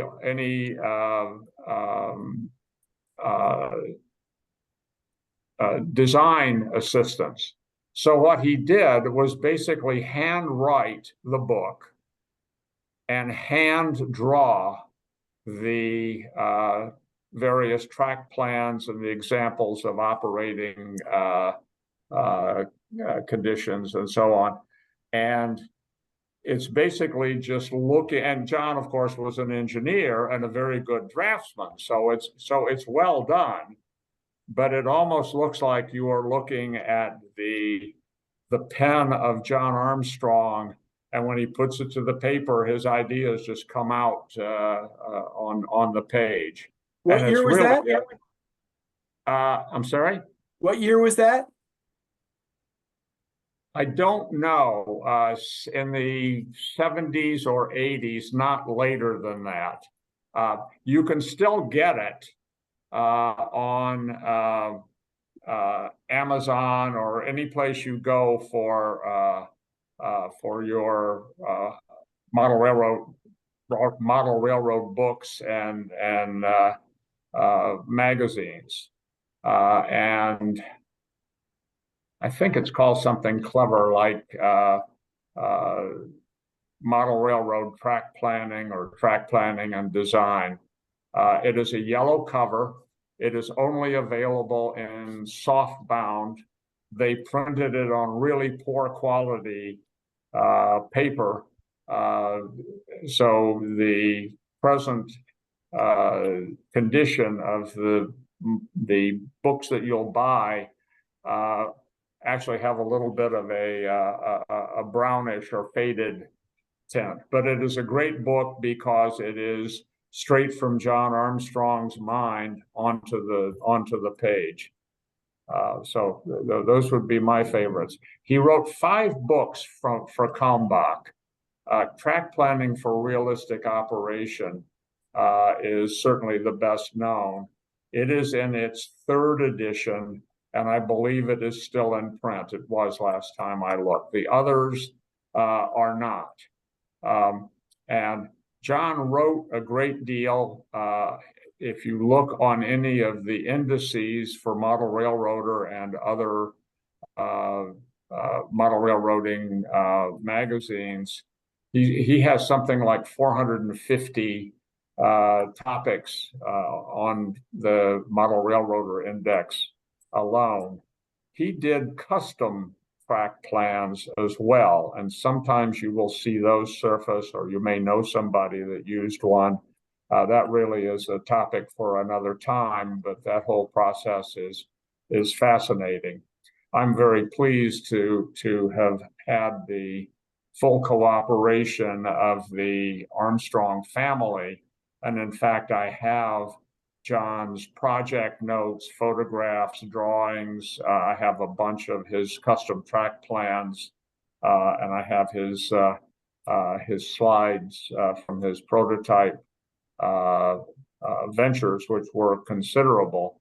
And that's where I got the plans for both the Nighthawks Cafe and for the Cementipede, which we now have under development. Thanks, David. Thank you, guys. I really appreciate your patience and attention. That finishes our planned part of the program. Thank you. It's John Armstrong on creative layout design. Thanks to Ken Nesper for the exact title of the book. I would like to close with 2 things. One, to get from Greg a reminder on our next program. You have that handy? Yeah, that is going to be February 18th. And hopefully with Bernie Kopinski and his Civil War layout, Al Judy on narrow gauge, and then layout photography and estate planning. Great. And when you get your invitation, which you should have gotten in one of 2 ways. One of them is through Dan Dowdy's mailing list for O-Scale Resource, and the second is for O-Scale Central members. When you received your invitation to this program, you should also have received a list of the dates for the remaining months of this year. And if things are working right, both the Zoom meeting ID and the one-click link should be the same for each and all of the programs. So if you get your calendar out and put it on the February 18 and the other Sunday afternoons that we're doing this on, you should be set through the month of June. And we are looking forward to that. We are also going to be placing the O-Scale Central online programs on our oscalecentral.com website. So you should be able to go there and get the meeting dates and figure out how to get in. These programs are recorded and they are made available for either looking at them again if you want to, or if you know people who missed them, you can also click on the links also through oscalecentral.com. I got nothing else. Even for a lawyer, I am talked out. But it has been our practice in the last several meetings to leave the meeting open for a while. A lot of us O-Scalers do our hobby in solitary. Nobody's necessarily close to us. And sometimes a good bull shooting opportunity is something that we should make available. So to the extent that people want to stay on, to make announcements, to have questions, to get in conversations with each other, we will stay online to do it. Thank you. Jamie? Hey, David, I bought some of those Weaver RS3 chassis from Bendy Irons when they first came out. They're really extraordinarily good. And they're made by a guy named Scott Krasowski. He would be willing to come on this program and talk to us about those if we wanted that to happen. Terrific. So did you get in contact with him through O-Scale Resource or some other way? I saw his stuff advertised. I think he made a post on Facebook about it, and I picked him up there and then reached out to talk to him. That's terrific. What are they made out of? Brass. It's CNC machined brass. They're just astonishingly good. Terrific. How much are they? I'm almost afraid to ask. I don't even remember. It was over a year ago now. But bear with me just a second. I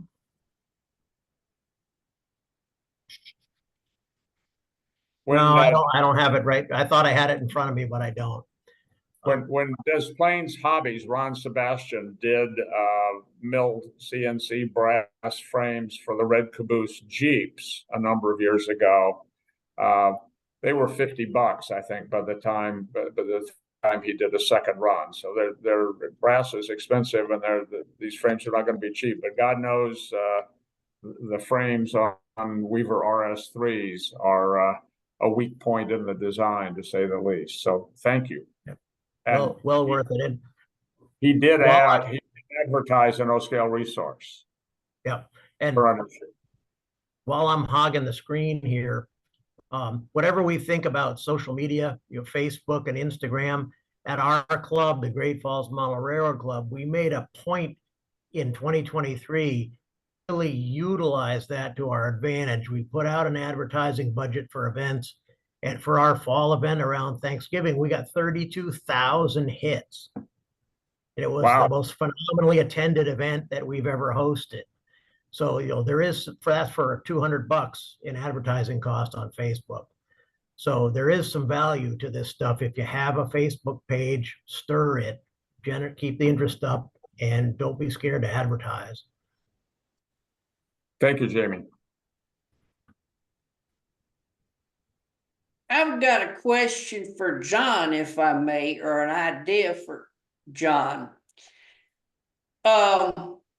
Union Station Products puts out a passenger car side that is the full length. In other words, an O-scale, the side is about 21 inches. Now, I've had some in HO, and a company by the name of Eastern Car Works used to put out the core kit, which is basically the floor and the roof of these cars. However, in recent times, I have not seen a company that will put out a similar product in O-scale. And I was wondering if John that had it on his radar or might consider something adding to the list of products down line somewhere.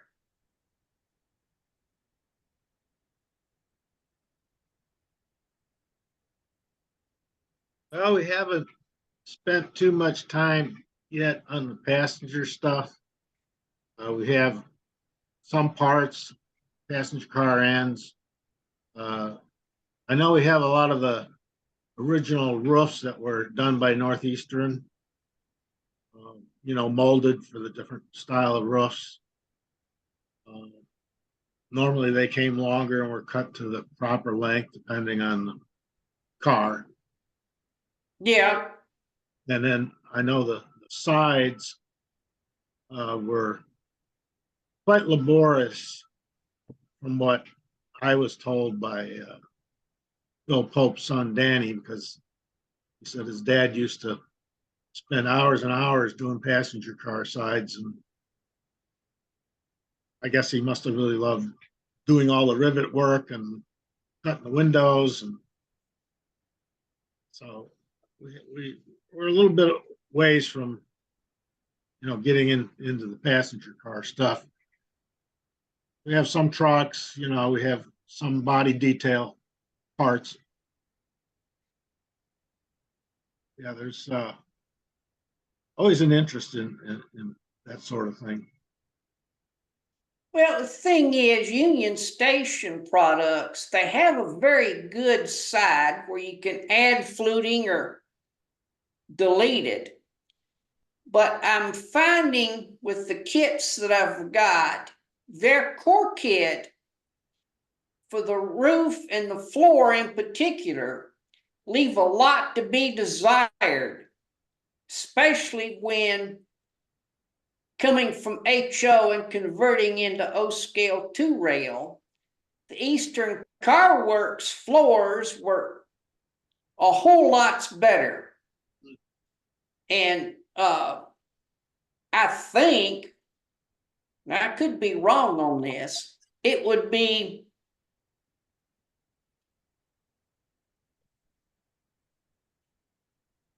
it wouldn't be too terribly difficult to 3D print something like that, especially if you could figure out how to do it in sections.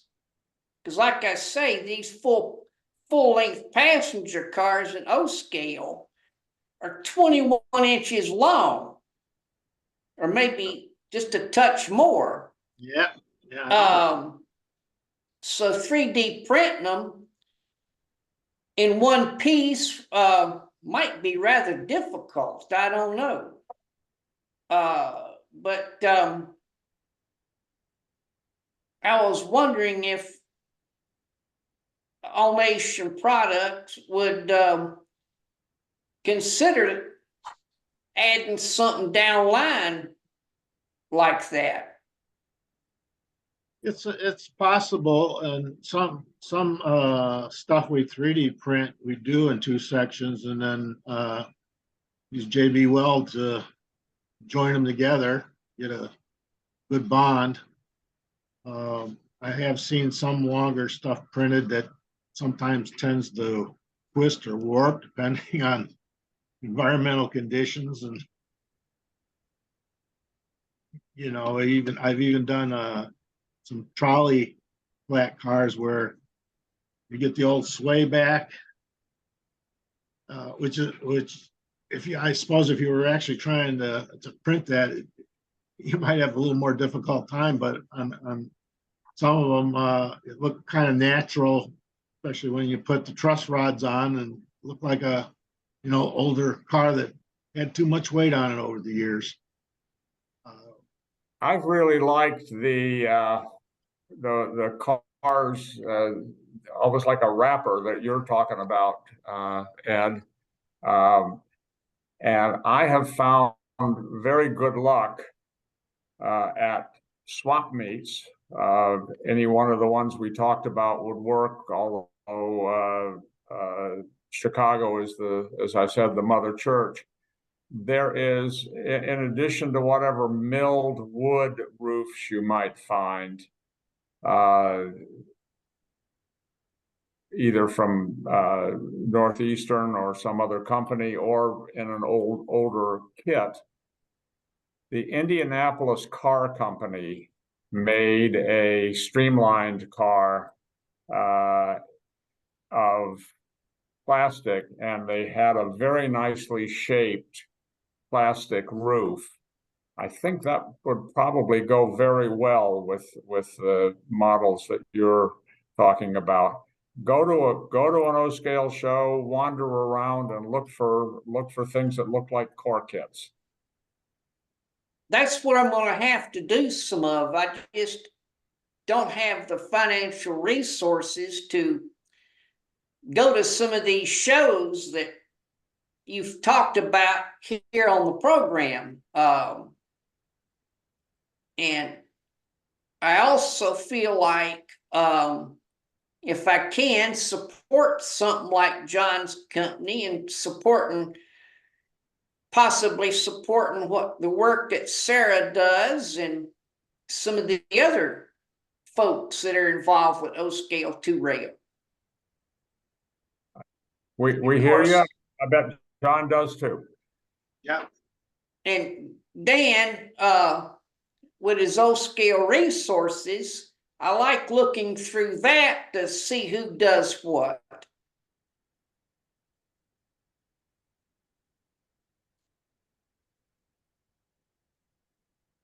And so Very there's good. that to look over every other month to see what kind of pieces and parts and stuff that I may need downline.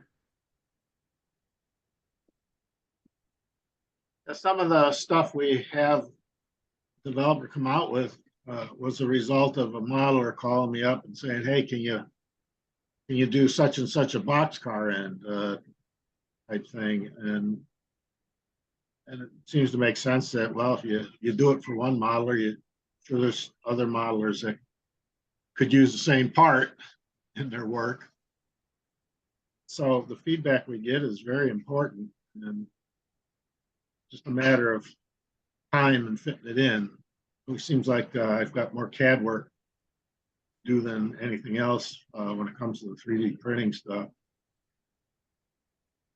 I just wonder how many kits or sides Union Station Products is selling, if maybe to the point where it makes sense, that we pressure them for a core kit. Well, they've got a core kit. They represent, at last count, something like 42 different railroads. But like I say, the core kit that they offer in O-Scale looks to be a bit flimsy, especially when you compare it to the HO gauge version that Eastern Car Works, well, used to have. Well, they may still have, because it goes back to the 90s when I was buying some of them in HO. I haven't tried to check as of late to see, because, well, I was trying to convert over to O-Scale 2 rail and hadn't paid that much attention to HO as of late. I know they produce a lot of nice stuff, and I think you bring up a valid point. I mean, you really need a decent core kit. What I have in mind for something like that would be more than just the roof and the floor. It'd be nice to have all the details. And maybe that needs to be injection molded. And I guess that's why I question, how many car sides are they selling? Because injection molding is an expensive process, but that's how you get away from the warping that we're concerned with the 3D printing, at least at the current moment. Right. They've got some pretty nice car sides. I've gotten a few of them for O-Scale. Well, yeah, I think maybe that's something we need to discuss at the March meet during one of the meetings and see what other people have to say about it. This is I know true, especially with passenger cars. Golden Gate Depot has been producing a lot of stuff lately. Who's that? I don't know how long they're going to be doing that. So I would think that there will still be a market for the car sides they're producing. But it definitely doesn't help when you can't get the rest of the car without great difficulty. Yeah. Well, especially with the trucks and that sort of thing. But I think John and maybe even Sarah has maybe some inroads on that one. But there too, David mentioned wood core kits, wood pieces by Northwest. I used to see those in the Walthers catalog, but getting up online, I haven't seen them as of late for O-Scale. Dylan Lambert just recently did a long, I think it's a 60-foot lumber car, and that was very well done. I think we're getting to the point where we can produce long parts with 3D printing. It might take another year or two, I don't know, but we might be there soon. Yeah, that's why I said what I did when I was talking to John about printing them, because, well, your 85-foot cars in O scale are something like 21¼ inches long. And yeah, to 3D print those, you'd have to almost do it in 3 sections. Unless you had a pretty good sized 3D printer, which I question whether most people do. Not yet, at least. I think in a couple of years we might have something. But then again, there's a learning curve to using these things. You can't just buy a 3D printer and expect to print everything you want in 24 hours. This is true. So I think it would be nice if somebody would come out with everything but the sides. Maybe built for Union Station products. But I guess we would have to know what's the demand. Are people willing to follow through? The way they do their car sides, they can sell 1 or 2 car kits and they're just fine. They don't have to sell thousands of them. But you get Golden Gate Depot involved, they have to sell, at least a few hundred. Right. So it's a good question to ask and keep talking about. Well, especially it's not just O scale 2 rail, but O scale in general. So, like you say, it's something to talk about here and there. Sarah, you had a question or a comment? No, I just wanted to show you something because the topic is just now passenger cars, and if I may, I would just share my screen. If that works for you. I'm not so sure if it works, but it should.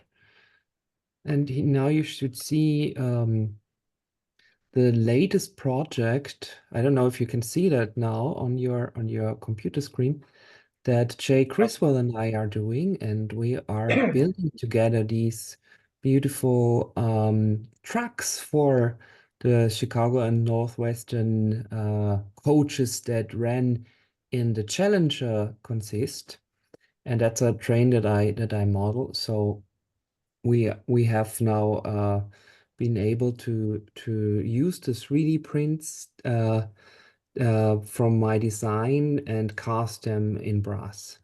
And this is the truck prototype. It has a little bit unclean layering lines that we got rid of, and it has already the braking gear in place, and this is going to be a very nice thing to have.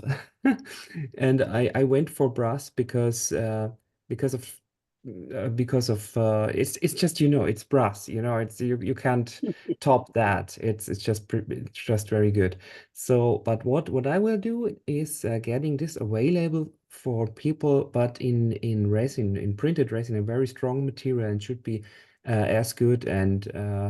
And if somebody wants to reach out to a caster, he or she can, of course, cast all these parts. And the truck also has a working suspension system and all that. So this is something we can do now. How can I? Okay, now I'm back. This is something we can do now in 3D printing when we work together with other people in the industry. And this is I just think it's amazing, and we would have to import such a truck from the Orient for hundreds of dollars, and now we can just build it, and it's there are many new opportunities coming our way. Well, that's why I brought up the passenger car core kits and the trucks and that kind of thing, particularly with the newer Amtrak approved trucks like they use nowadays, even with the older streamlined passenger cars, there's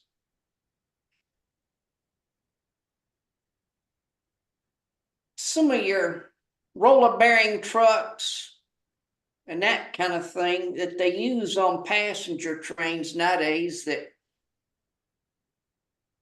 especially when you're using private varnish, if you will, or private cars or excursion cars, they have to use the newer trucks, not the latest and greatest, if you will, but nevertheless a newer type of truck where a modeler can, well, basically use a modeler's license, if you will, and put a truck under it that's good enough and it looks like the right truck. And I think there's a lot of 3D files out there. I haven't really looked, but you can get files online where you don't have to sit down with a CAD program and completely design the thing. But of course you could tweak it here and there. But there's also that out there where it would be good for O-scale. All right, I think we hear the message on that. Good thinking. Any other comments, questions, good and welfare, announcements, new products? Yes, I have a question. I get somehow off the mailing list, and how do I get back on the mailing? It's just enough to send Dan an email to put me back on the mailing list for the Zoom meetings. Give me your email address and I will make sure it happens. Okay, great.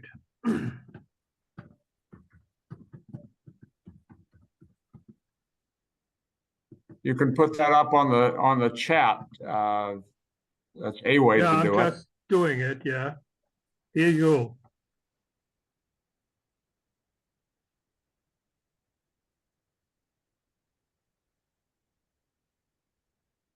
HOLGERRIMKUS Yes, at web.de. exactly. Yeah. Okay, I'll see that happens. Great. Okay, thank you. I'm going offline now. I'm going to bed. I have to work in a few hours, and then I'll see you in February. Thank you. Thank you. Good night. Bye-bye. Bye. I have a question for Daniel Rabley. This is Rich Randall. You had briefly shown us a Cleveland Union Terminal catenary bridge. So can you tell us more about that? Oh yeah, sure. I've spent a lot of the holidays getting going with 3D modeling. I did a lot of traction modeling, a lot of interurbans. I've been doing a lot of those Lacey pilots for a lot of different, wood-based interurbans. And being a Clevelander, I've always been interested in these catenary bridges that I see when we would ride the rapid transit around town. So I started to design them for laser cut, looking at basswood or balsa, but you would give up a lot of the rivet detail. So what I did is instead I drove downtown with a tape measure over the holidays and drew everything up, and then basically had to section them. So this would be a 2-track version, and due to the limitations of 3D printing, you know, had to make separate uprights for it. So those of you from around the Cleveland area that know the Cuyahoga Valley approach on the west side of the terminal tower, this is where the trains would come into the terminal, and these are still standing on that approach. The ones going over the Cuyahoga River have extra electrification pieces. It would look like that. And then, of course, you've got to have a transformer and, you know, a little catwalk there. So not all of them would have that, but those that carried the electrical lines across the top would. And they went up to 4 tracks, which I designed the file so that basically I just designed half and then it reflects over, but I could easily extend that to a 4-track main as well. So, so that was basically just a learning project for me, but something I've wanted to do for a real long time. And I do not own a 3D printer. I have enough hobbies in my life already. So we have to pick our battles. So what I did is I took advantage of Shapeways. Obviously, it's going to be more money, you know, in the long run than probably investing in a 3D printer and going to town. But it was a real learning experience, the different materials that they offered. In fact, you're seeing 2 different materials right here. This is their fine detail plastic. And this is one of their Accu resins, because they could not print with the fine detail plastic something this large. Of course, when I did the 4-track main, it would have to be twice as long. So I learned a lot about their deficiencies, had some failures, you know, what kind of rivet sizes they could get away with and non-supported wires. So it's not truly accurate. You know, I had to take my tape measurements and add an inch or 2 here or there because of the limitations of 3D printing, and to have something that wouldn't just fall apart under, you know, 1G of gravity. But that's it in a nutshell. So any questions? Very good. Thank you very much. That's nice. Sure. Hey, if anyone's interested, I mean, I'd happily share them with you. I was going to put together, I mean, my goal in this, obviously it's for my home layout here, but I'd like to put together a little diorama for the O-Scale show that we have locally here in Cleveland later in the year, and kind of highlight some of that. I'm sure maybe some other people, and especially those that are in attraction or modeling the Cleveland area, might want 1 or 2, you know, for their layouts as well. Happy to do that for you. I'm not in this to make money. Again, this is just a hobby, and no one had anything kind of like that. So there's something. You know, Ed Scooches is trying to bring. You and I talked at the Cleveland show last fall. So, and I think you mentioned you were developing that at that point. So great. That's right. Yep. Yeah. So Ed Scooches is trying to bring more traction into the O-Scale Central. So do you know him? Are you aware of that? I know his name, but I don't believe I have met him in person yet. Okay. Yeah, but I've had just personally around locally, I've had several people ask me to make custom catenary towers for them. So even though this is what I really wanted to do, when someone asks me for something, I always run off and do something for someone else. So my work always took the back burner. So I've actually generated other ones for the Northern Ohio traction and several others, just because, you know, that's what people needed. So that's what I put together for them. But I finally got to what I wanted, which was the Cleveland Union Terminal Railway. May I have your email? Oh, sure. Just my first and last name at yahoo.com. Daniel Rabel, all one word, at yahoo.com. Thank you. In fact, I just saw in the Facebook group like minutes ago, someone had posted they need a nickel plate Mars light for the front of the locomotives. Apparently, there are not any current brass castings of that. So while this meeting was going on, I pulled out my Overland one and took the calipers out and just measured it. I mean, that's an easy one. I could whip that up pretty quickly if there was any interest beyond that person. I'd happily do that for someone. Great. All right. Anybody got anything else before we sign off? I don't know what time it is in Austria right now, but it's got to be late, right? Late, yes. After midnight. But it was fun being with you. Thank you for having me. Well, thank you for joining us. Thank everybody for joining us. I hope you found it useful. We're gonna keep doing it. Let your friends know, and we will see you if you can make it to Chicago. If you can't, make it to a more local show. If you can't, get on Facebook and O-Scale Yard Sale, and we'll have to retake O-Scale 2 rail from the bottom up. So thank you. Thank I'm you. going to sign off Bye-bye. unless anybody needs to stay on. Everybody get a chance to look at whatever you need to do on the chat before we do that. If there's anything you need to write down. All right. Thank you all. Signing off. Thank you. See you hopefully in February. Bye-bye. Bye-bye.